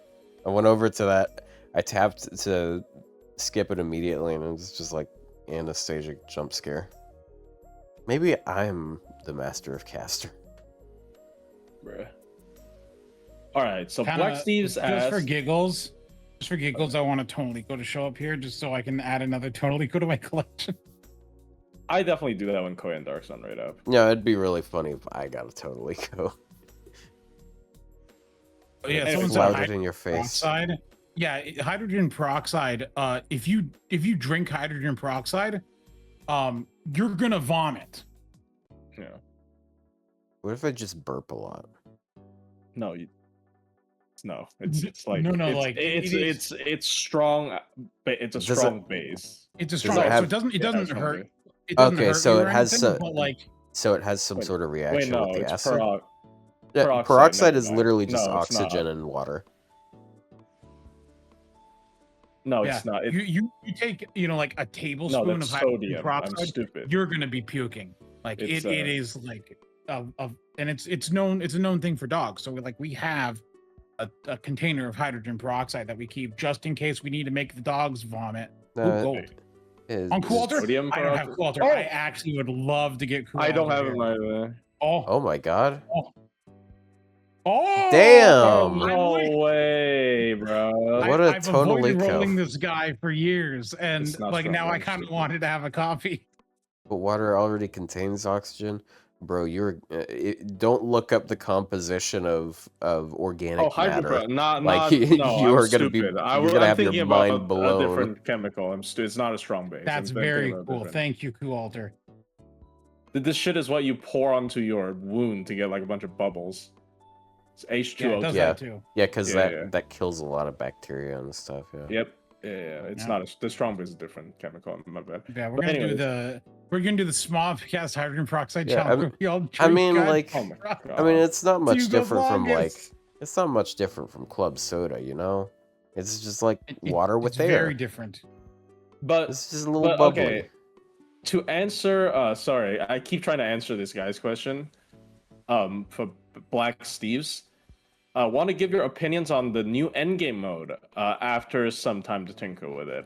I think I need to see another rotation for my conclusion. Because the current one is I easy. do The current one's a like- little bit too easy, but I like. I the do concept, like yeah. this where you can go in and like. Oh, the like, shop? I have 713 of these, but only 480 of these, so I'm gonna exchange 5 of them. You Okay. need I'm to. not gonna exchange these. I need to make a habit of checking that. Those. Not those. Oh yeah, I definitely got to do this. Oh shit, night medals? This really should be more than 5. It should be like 10 to 50. Well, the thing is, it refreshes every day, so like you Yeah, just come but, in like, and check it. Yeah, but It like is a I little don't bit need annoying you gotta 5 check every day, materials yeah. for my thing. I need 50 materials for my thing. But yeah, you got. Oh wait, I'm not gonna get It- rid of it- night metals. This is stupid. Ew. I'm not gonna get rid No, of no, bones. Oh my god, these all suck. You're not No, getting this rid is- of. No, you're getting You're getting rid of arrows for night You're metals. getting rid of arrows for night metals. You're exchanging Oh, 5 yeah, I arrows got it for backwards. 5 night My bad. metals. Okay, that's not Yeah. too bad. I'm still low on arrow.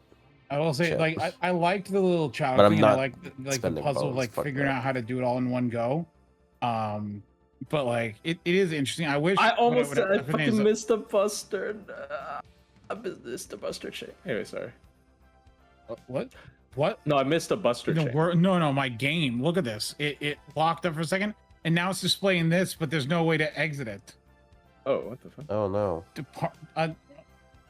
Oh, I have another reminder. I don't know if you guys finish all the missions on the anniversary map. There's one where you have Go ahead to and pull find. me off screen. I don't know what's gonna happen to my game when I change stuff here. So I'm on stream right now. Maybe. I don't know. No, yeah, you're off. You're good. No, you can put me on stream because I'm ready. Oh, okay. Didn't So realize. before I roll, I do want to remind people that. Oh wait, Rio, did you do your story single? I did. I got. Oh, nothing. okay. It was got blue to because skip I was at the 2x roll. Man, Okay. the quarter pole is really Hello, lucky. Morgan. But yeah, Morgan. so you She got guys all serious did as the soon as I missions, said right? Yeah. So think the, so. the one mission that I almost forgot to do is you got to click all. You got to Oh yeah, do the yeah. Where's Waldo one. You got to find 19 of the Rio servants or foes, and it actually took me a bit because I'm blind. But yeah, you remember to tap on the map. So It's- I was It's doing so it weird because on my eyesight stream, sucks, but like I had absolutely no issues with this. and I have to my use problem this was I mode to found find all it. of them except the last one, and I'm sitting there. I'm like, yeah, because they all stay on the screen after you find them, right? Yeah. And one of the foes is not hidden; it's just sitting on the. You see the blue screen thing in the bottom. Oh yeah. Bottom right. It's sitting in the middle of that, which made me think I had already clicked it. So my mind was not registering it, and my stream was going, "This guy is a moron! Like he can't find it." Like I'm like, no, I swear I'm not stupid. But yeah, all right, I'm gonna pull my daily singles now. But yeah, the temple's cool.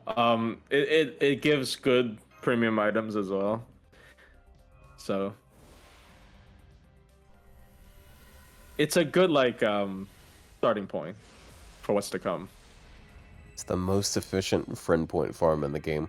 Yeah, all you have to do is beat part 2, and then you get it, and then you get a good way to farm. It's like, what? Why would you bother actually, with that, no, though? actually, the best one is on the current anniversary map then, because that's also 1 AP and it's easier to farm. Are you able? Is it? Do you get repeated? It's repeatable. awards? Yeah, the CQ is repeatable. Is Oh, it we the don't get Morgan bombs one? for that every If you're time. talking No. about, okay. No, there's a shorter one. It's the Medusa Cafe one. That one's easily 3-turnable. Yeah, but I don't You know, saying that's man. for Like, farming friend points? Yes, because it doesn't matter what quest you're doing. It's just one run, and then you get the same amount of How would you friend farm points. friend points? that's the thing. Why would you? Why would you farm an in-game content quests for friend points of all things? Mana prisms I could understand, but like friend points? I do hope they give more friend points, though. I think the friend point summon is really nice. Wow, a lot of 5-star C's, a whole lot of nothing. Speaking of friend point summon, Habitrot won't be friend point for some, but as welfare. What class do you think she's gonna be? Oh, we don't know the class yet. No, we don't. It's She gonna has a be. big hat, so she's caster. That doesn't even make sense, but I just saying shit. Well- She's gonna be Saber. I don't know. I want to say Okay. Lancer, but there's too many Lancer welfares. Okay, the last you know one. what? I have Actually- a legit guess. I think she's Okay, gonna Archer. be, yeah, because of Black Barrel. I think she's gonna be Archer. You think she's For gonna sure. keep Black Barrel? She's gonna keep Black Barrel, yeah. The funnier idea is that she would A be a shielder? shielder, and she stole Mash's shield. My God. She's just think, holding on to it. Well, actually, They hold should on. have No, dude, combination skill. They should have is like a combo. Habitrot, not to get into OC4, but is Habitrot still connected? I don't know, bro. I don't remember. I think she's still alive. Because like this is we're in after time, like after OC4 with the thing with Habitrot and like everything, and once the finale and stuff like that. You're right. Probably not. Is Habitrot still connected to the shield? She hasn't shown up in after time at all. I mean, maybe they'll explain it in the story. She's still in the shield. Oh, that might be. Yeah, They they'll might be like, explain yo, I don't know why I'm still in the shield, even though Mash, like, tribute summon with the shield. She just got sacrificed. It would Yeah. be really funny though if her NP is just a once again Black Barrel. Nasu said the theme for the summer event is a bunch of kaiju fights in Okinawa. Really? Did he say that? Then it's fucking he did. KP Alter. So Big Steppa's not even fake. Oh my No, god. KP is there. There's KP's the kaiju. You need 2 kaijus to clap your hands or something. Whatever. What? No, they're gonna make this I don't remember, giant. that's She's gonna grow. It's gonna be a Power Rangers thing. Oh my god. It's. I would definitely hate it if that is real.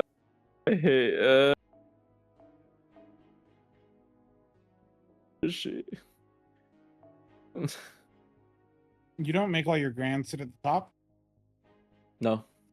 I select sort and make sure they stay at the top. Also, Nasu does have a giantess fetish. We do know that, yeah. Can you just Bro. leave? Like, go make some other shit. We don't want your fetish bullshit here. Like, man. Long Benny. I do hope at least we got Long Benny. Dude, this is just.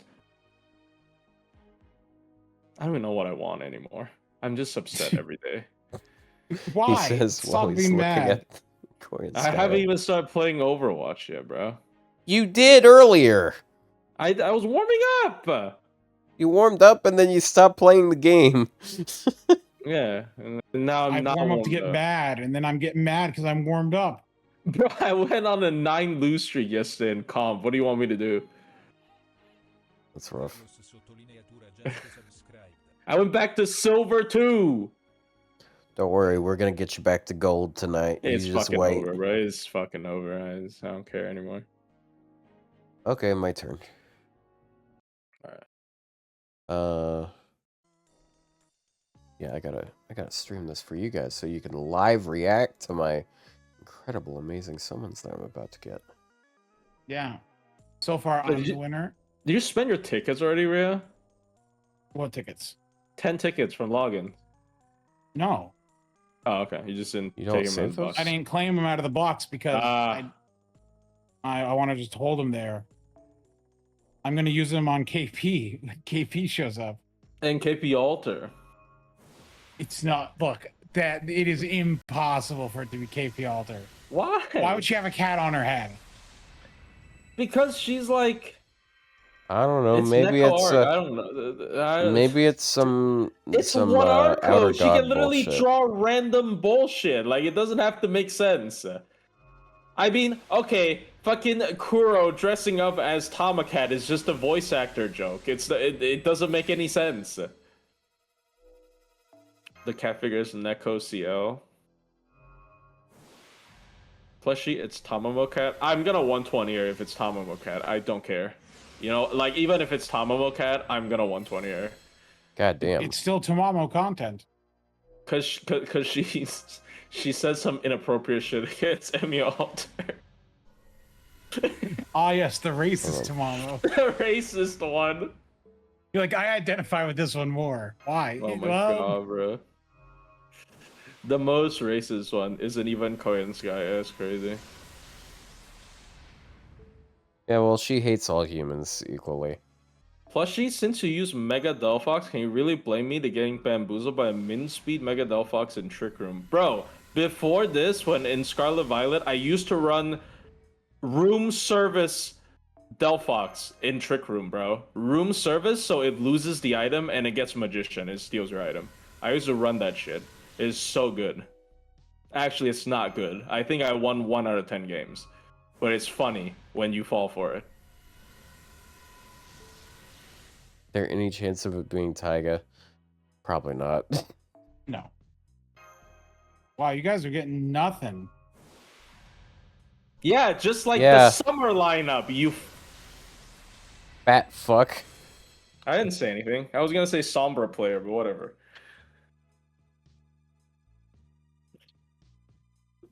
It's probably not even true because he's lost weight. You know You fuck. No, I was gonna do the, you know, like in SpongeBob, you mediocre clarinet player. No, nobody remembers that. All right, whatever. I think I know what you're I thinking. think I am at least a decent clarinet player. I played it in high school. I haven't played it in 10 years though. You media KP buff tomorrow night. What do you mean? They're not gonna buff KP when She releasing the new Lilith KP. and Bishona. Okay, Lilith. I did get Lilith. I got Lilith. I don't know why you think. Look, I like Bishone to an extent, but like that's just like I like a lot of characters to an extent, bro. Well, it's because you stood up for her when everyone else was making fun of her. I think she is cute. The office lady fit is really cute. She clearly Well, is. maybe the spoofing 4-star one Dragon won't have an Maid. ugly NP. Yeah, hopefully. No, you got to keep the ugly MP. That's her personality. It's the ugly dragon snake, but this time it's a floaty. Yeah, you got to keep that. It's part of her character. It's the ugly 3D model. Oh yeah, I should go ahead and claim this USO. I got. Bro, it's not even ugly. It is ugly. The Demeter USO. It is ugly, but my defense for her is like there are way more ugly 3D models in FGO than people remember. People always only bring up her MP as the ugly one. I'm gonna be so for real. Alter Ego Tiamat's MP looks ugly as fuck. That shit looks like it's from Mario 64. Okay, I don't like if you look at the model from FGO Arcade, peak Tiamat. The one in mobile, that shit looks like it's like polygon. Oh, it's like Lara Croft from the Nintendo 64. Yeah, I don't have enough characters to want to use a USO though. Be sure they're not even they're not. If two characters are not like 3 years apart, they're basically from the same era in terms of like animation. Like they probably pre-plan a bunch of shit. Like I genuinely don't think they are. Ooh. Okay. Did I forget that I always hope I forgot to do them so I can get more grills, but I don't. Never do.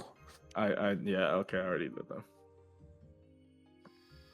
A good chunk of Joe weapons. No, I think 3D elements are fine. Like Draco. Draco has a couple of 3D elements in her model. If you're fully modeling a 3D thing, it usually looks like garbage. Okay, another thing nobody has a problem with apparently is Talalak's Lego fucking mech that pisses blood. Like I don't know why. Like like what is that? The summer one is way better. It's the same mech, but like the animation's fun. You know, you see the sunset. You say that like it's unhealthy. Like dude, like what is that? What is the base Talalak's MP? The giant Lego. It looks like Lego. I don't like it. I don't like it. So Otto, what are you planning on grailing with these cups? I don't know, man. I got a couple servants I haven't finished 120ing. The real question is, will Bishone turn into Ouroboros?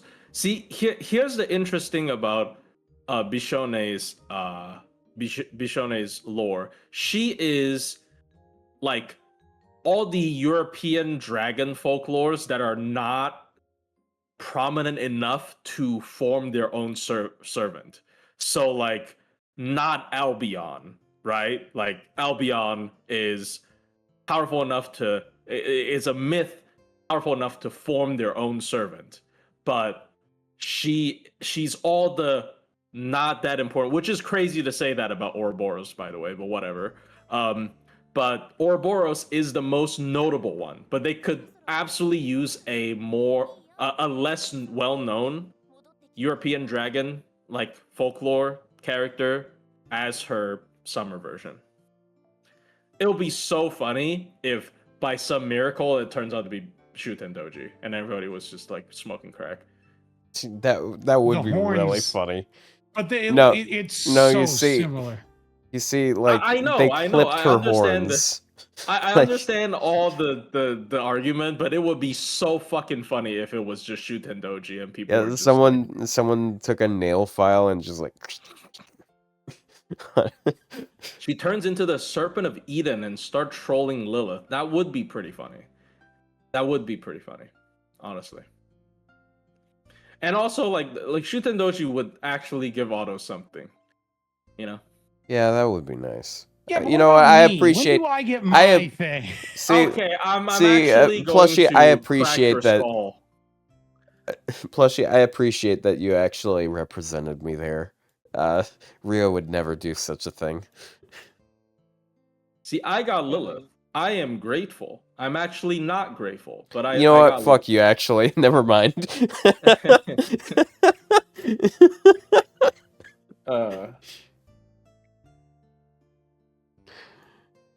I don't know, man. You didn't sound grateful last week. Look, I just want because I got like, come on. 2 units I wanted, and it happens to be the 2 units I've been naming on stream for like 6 months. It's so much more bullshit because you probably got one of them twice for no fucking reason. It's because of the. See, this is why we believe so much in KP Alter. It's not because the silhouette makes sense. It's not because the leak image look real. It's simply because you have been bringing it up, and that means it's gonna happen. That genuinely. That's it, because you have been bringing up. I want a KP Alter separate server from KP. It's gonna now, fucking happen. if KP Alter is real for some reason, even though it's not, they better be the same banner. So I don't got to go to 2 separate banners to get my KP. I it would be hope really they're separate stupid if banners. they're separate I banners. hope they're separate banners, just to spite you. You're gonna stick it on freaking. I don't know. It would be kind of dumb if they're not in the same banner. I'm gonna be honest. Like, it's the same guy. It's the same. It's like Liz and wait, no, Liz at the end is a welfare. Never mind, I take it back. But like, it's the same character, bro. Have they ever released 2 versions of a servant in the gacha at the same time? I feel like that has definitely happened before. There's no way it hasn't. That has to have happened. I'm going to Atlas. I'm going to look at the servers that release next to each other. So it has to be like the same servant, they but a different released- form of them at the same They time. released Melt and How come it doesn't Passion Lip count? at the same time. Okay, Yeah, how that come doesn't it- count either. I How feel come like it be this has definitely happened. Some fucking Gouda event, maybe? No. 2 Nobus? 2 Nobus. 2 Nobus, definitely, right? Nobu. I mean, they didn't release at the same time, but they definitely get rated up at the same time multiple times.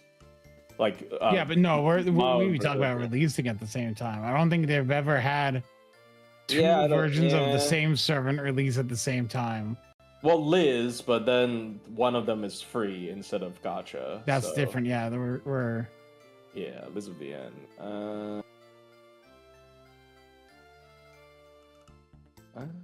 Damn, I feel like this. yeah, no, there's never been a 5-star and a 4-star version of the same character released at the same time.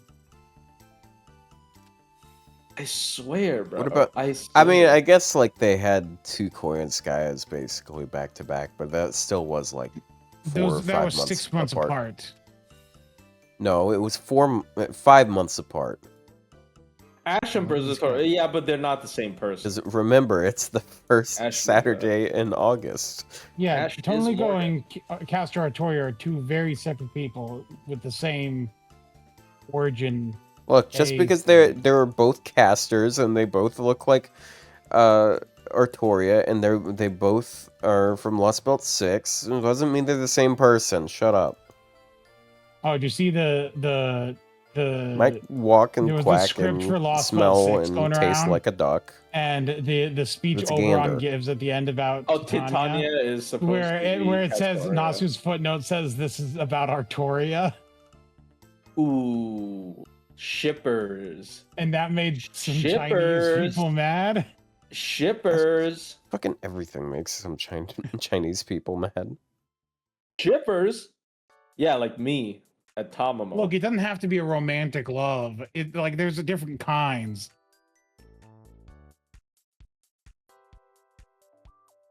But Oberon's based once again. Oberon likes Castoria. What's Creamhill's third append again? Like, writer? Saber. Anti-Saber. It says it right there in English. I can't... What? Where?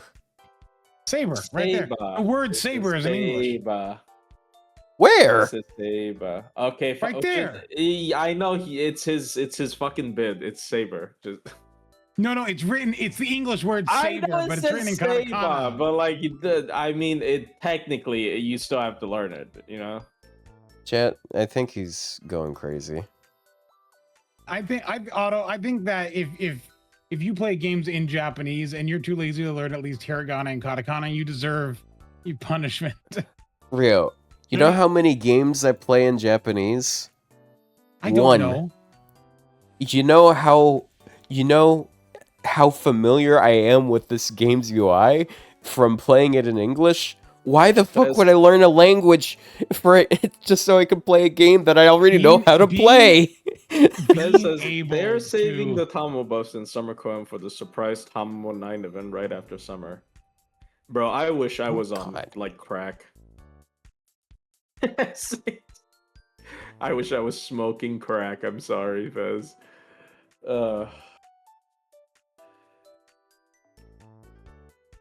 Anyway, I think that's what we got for today. Yeah, I wanted to go to Overwatch.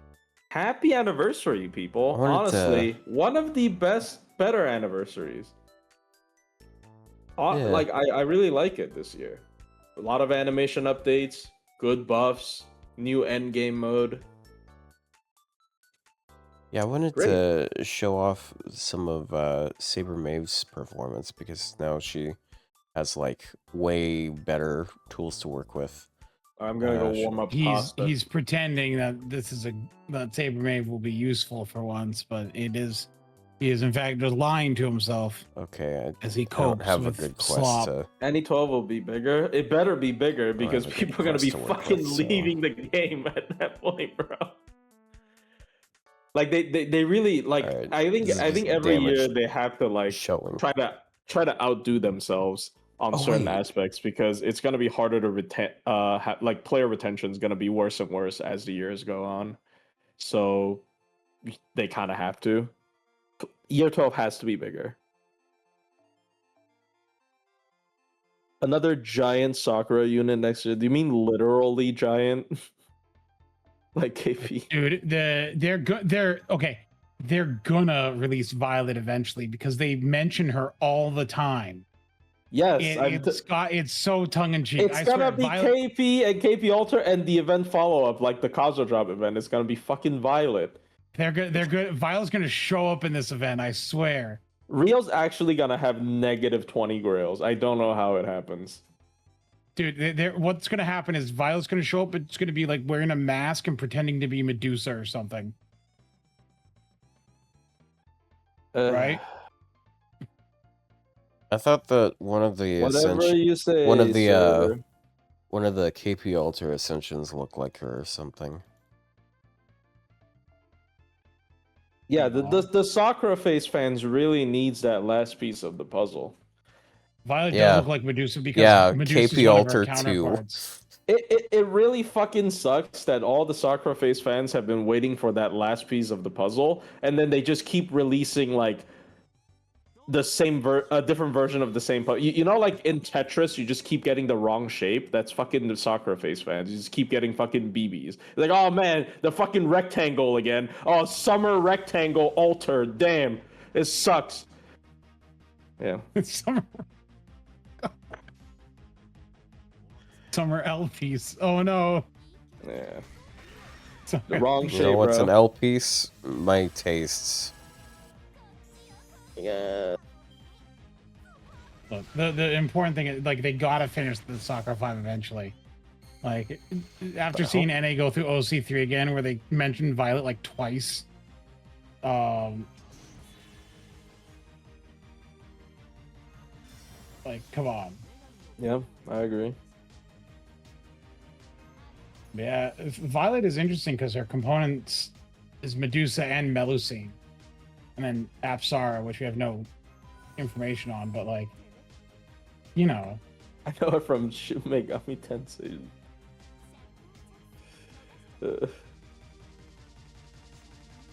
yeah, they better release her. She's gonna be the fall event. Watch. Sakura 5 versus Tamamo 9. Actually, only 2 plus 2 fake ones.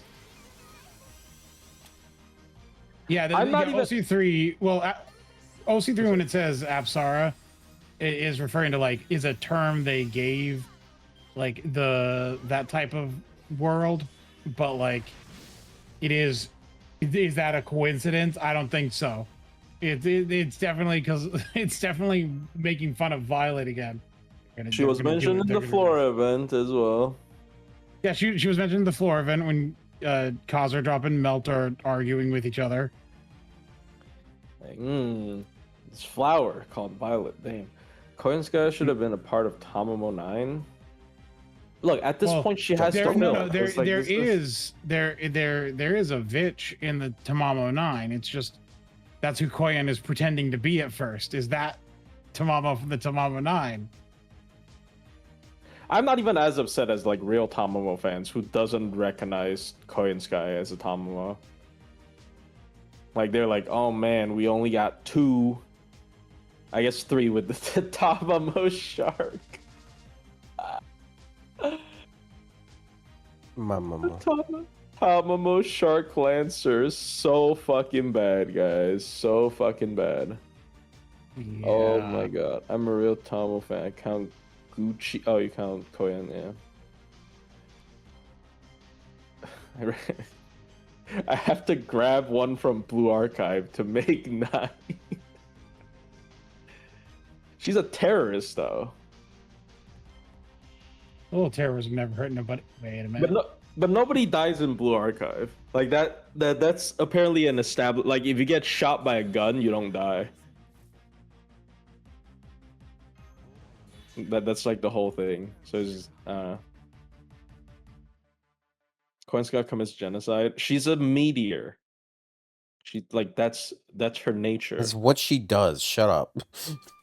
That's just the way she's wired. Just the way I'm wired. Ow.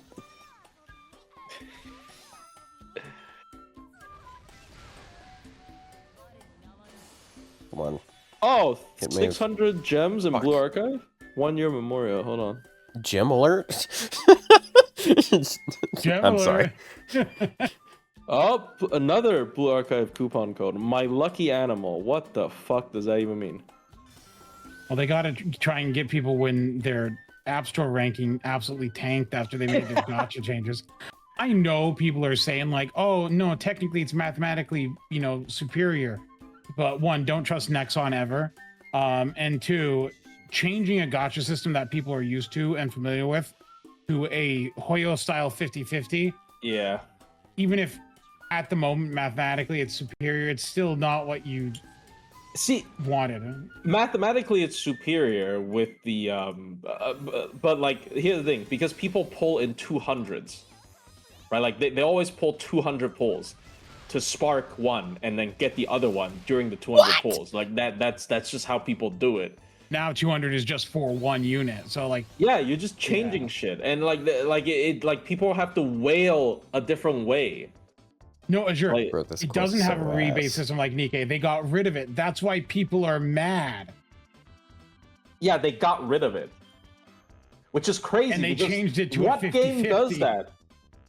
Nikkei still has the best pity system, in my opinion, because you can just save those up and bank those forever. Nikkei is a Korean game, right? You guys better be Yes. careful. Look, all I'm saying is if the former CEO is willing to use AI, is it art director or CEO? I don't know. Or some art guy. From what I've heard, his wife kicked him off the Nikkei first, so he doesn't work on Nikkei anymore. His wife did? Actually, Yeah, Damn. his wife is an artist and also works at Shift Up, and is the main she's the art director for Nikkei. God damn. Based. Everyone in the company hates him, including his wife. Man. Dude, That's rough. Not one positive reception to his AI slop video he posted, and he's still gonna delude himself. Like, he's going to hurt his company. Like, if he keeps doing this, like the video, like if you look at it, like it looks bad. Like the text on the outfits are just garbled text. Oh, are you talking about the music video for the the Stellar Blade sequel? I saw that. I probably, if he keeps doing that, I'm probably just not gonna buy that game out of principle, just to like go no. If he keeps advertising with AI. Anyway, are you still recording? Are we still? Yeah. Oh. Yeah. All of this wrap is up so I can go get food. What the fuck? Shut up. Oh my god. What? He died. Yeah, you should just go get food. Yeah, you could go ahead and get food. I'm gonna get food. I'm just I'll warm my pasta in a bit. I might go make me some French toast with my special bread. Bro, Faker just hates Maeve. Like, what the fuck, dude? The last 2 turns, she had her own autonomy. She used it to crit Maeve and kill her in 1 hit. Rio says, I want to go get food. Otto says, what the fuck? Yeah, how dare you get food? This is the second time I've made a joke about being offended that you're going to get food. Yeah. Twitch clip that? Bro, I heard that so many fucking times with the May Mythic. I hate that shit. Bro, I opened up my my stream dashboard a few days ago and it said top clipper Autopino and I'm like, what the fuck? I didn't. But yeah, apparently it clipped it one time when I said it. So, yeah, if you say Twitch, clip that, then Twitch will make a clip of it. And I believe we've said it now 3 times. Twitch, so you may have some clips from today. Clippers. All right, I'll be back. Clippers.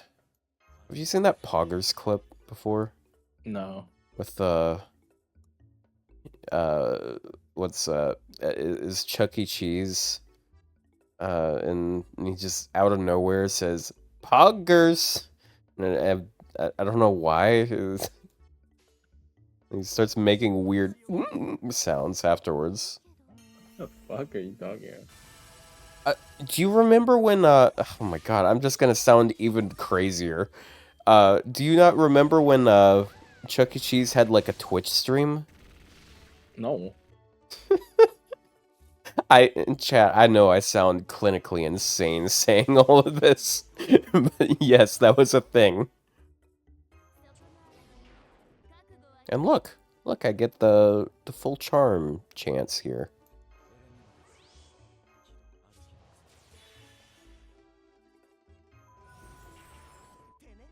I like that he does a little toot with a recorder or whatever it is. Sounds like a recorder. Still don't know why they're called recorders. They don't record things. They don't play records. Thoughts on Artoria buff, and are you disappointed it was Artoria? Well, yeah, I would have preferred it was Ibuki, but Ibuki definitely didn't need it as much as Artoria. Ibuki, like, they both can Black Grail farm, and, like, Ibuki has things she can do that Artoria definitely can't. Like, she has, the double pierce combo, she has a lot of cool things. Like, her card damage is really, really good. Sigurd needed it. He just got a buff. Sigurd got the battery buff earlier. Yeah, and now it he's was like not one of the gonna be highest Sigurd. damage sabers. Yeah, it's not gonna be Sigurd, regardless. I just genuinely don't think Sigurd is as bad as people act. Like, it would have been cool if they made the debuff immune like 3 turns. That would have given him another niche. But like, even then, his damage right now is really good. Oh, please give me say. Fuck! I hate Blue Archive. It's like, well, he has 1-turn buffs. Okay, you know who else has 1-turn buffs and doesn't get as much complaints? Musashi.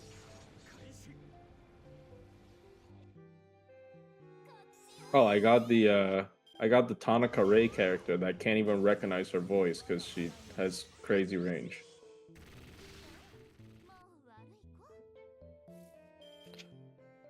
I guess I'm too used to Kiara. Look at all these defense downs.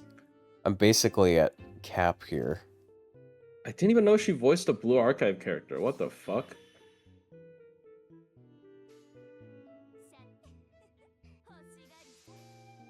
She's support. Maybe we should have done Art's Quick Buster. I'm not sure if I loop with Art's Quick Buster.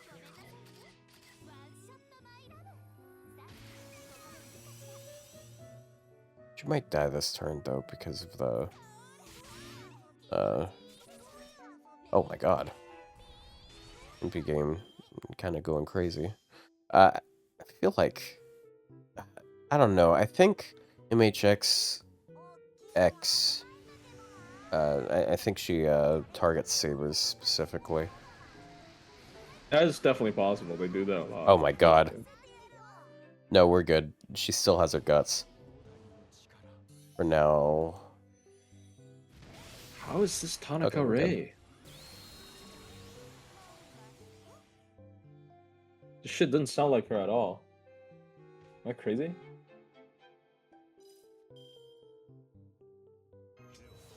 You are crazy. Anyone ever tell you that before?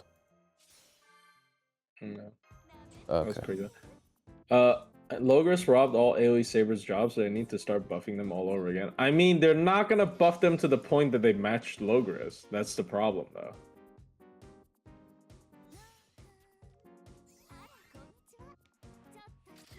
It's possible to know the Poggers reference outside of that, but yeah, that is where I learned it. Yeah.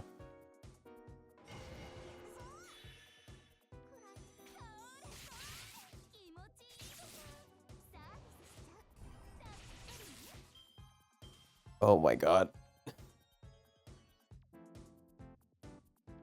Please kill George instantly because Mozart's about to die. Oh wait, actually he's about to get his first skill again.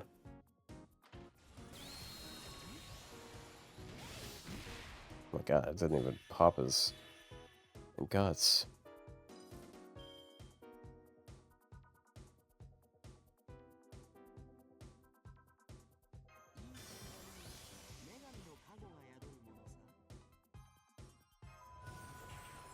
Tote.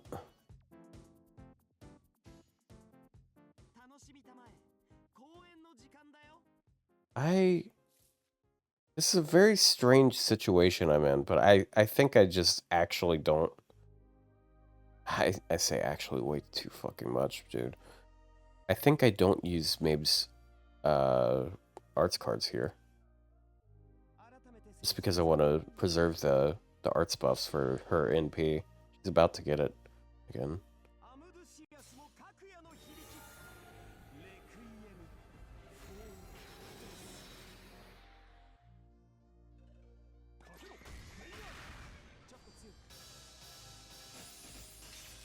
Wink.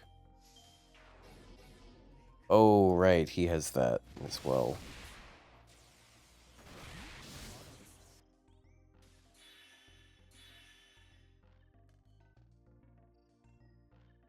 But we cleanse it this turn, so we're good.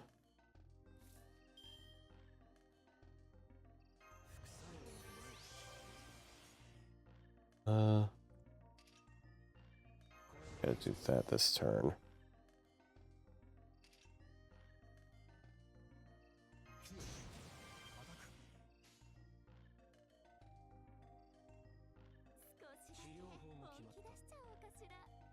Of all the new animation updates, whose was your favorite? It's either Leonidas, just because I really wanted it ever since I watched the Babylonia anime, or Jekyll and Hyde because they transform. Like, I think Walter looks cool, obviously, but I kind of expect that from an SSR. Yeah. So it's either probably Leo or... Oh, also, honestly, Gilles the Raycaster. One of my favorites as well. I like, you know, Cthulhu stuff, but also he just does so much in the anime, and he does nothing in his animations before the update. Yeah, Leonidas is definitely a long-awaited one. Because he has such a great moment in the anime, and it's fucking Leonidas. Like, come on. This is awkward. What about you, Otto? What's your favorite animation update character?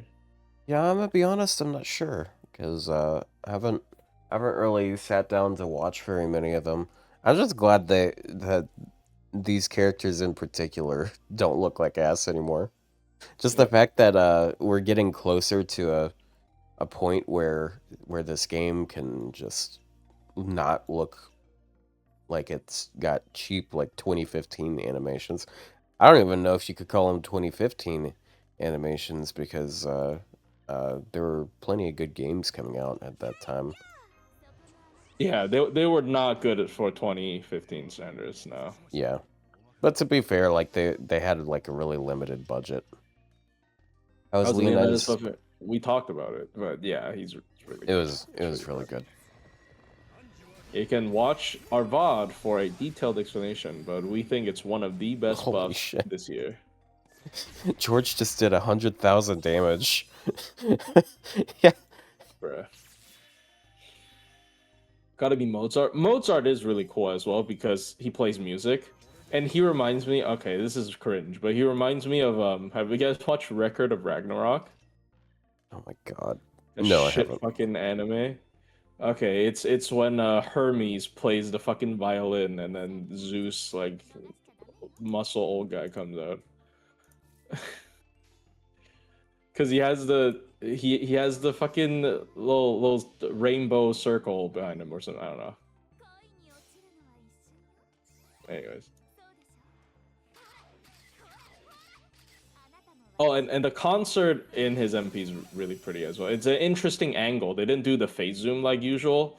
It like pans out and it's like during a concert. I think it's cool. All of them are really good. The one that I didn't really feel much, the one that I really didn't feel much for is probably Saber Gilles, because it's like adding horses to a knight character is so common. They've done that so many, like George, like literally George, right? They've added to so many different characters that I don't feel anything towards that. Like it's not that unique. I'm not saying it's bad. It's just not that unique, you know, for Jill Saber, especially compared to Jill Caster, which obviously is not fair. Jill Caster is a much more, like, he has much more character than Jill Saber, so obviously he's gonna have more interesting stuff. But yeah.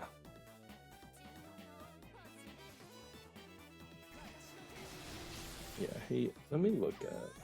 I have a video posted for all of them. Oh no. Phantoms is cool as well. Honestly, Phantoms is pretty cool. The Phantom one is just from Arcade though. Like that, I clearly remember the very weird, like when he presses down on the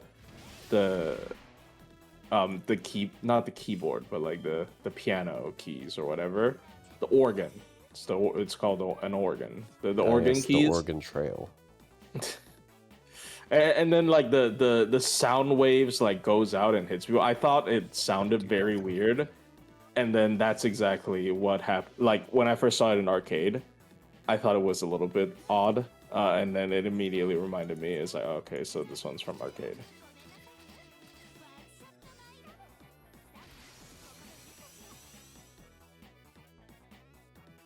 Wait a second. Oh my god, her NP is so weird. She killed with her NP and none of the defense downs procced. It's supposed to proc with individual...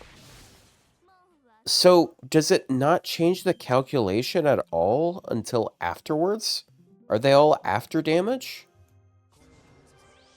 I don't know how it works, bro.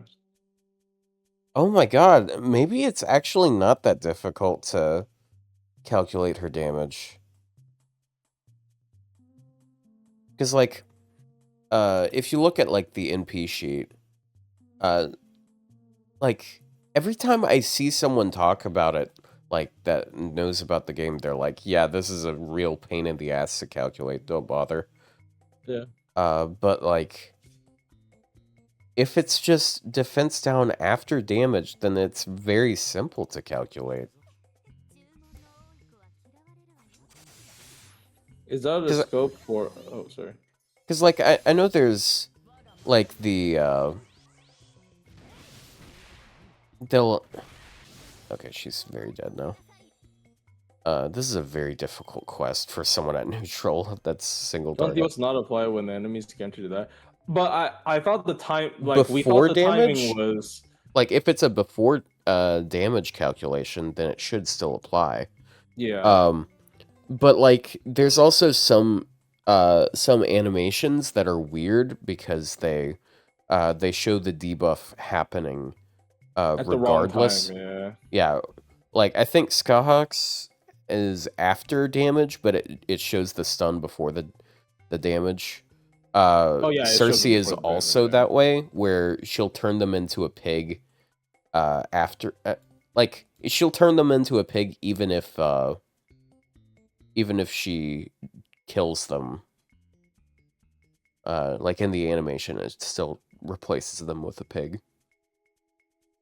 It's out of the scope for a 3-star, but they could have added some dark arts on Jill Saber's attack. They did, actually. Jill Saber has an attack where he summons the sea urchin, whatever they're fucking called, the tentacle monsters. He has a... Jill Saber, not Caster. Jill Saber has an animation where he does that. So there are hints of him being corrupted in his animation. I mean, it's not a great animation. It's just like he summons like the little thing and it spits like acid. But Spits hot fire. But yeah, it is pretty odd to happen on Jill Saber, but it makes sense because he already has Prelati's like book in his hands. So okay, well that's it for this episode. I'm done with FGO for now. So Thank you all so much for being here and watching, even though Ryou had to dip. Wow. Understandable though, because like I ate pizza like in pre-stream, so yeah, I gotta go warm up some pasta and then eat some real quick. Yeah, I'll warm up on Overwatch in the meantime. But yeah, that's it. Thank you all so much, and bye bye. Bye bye. Oh.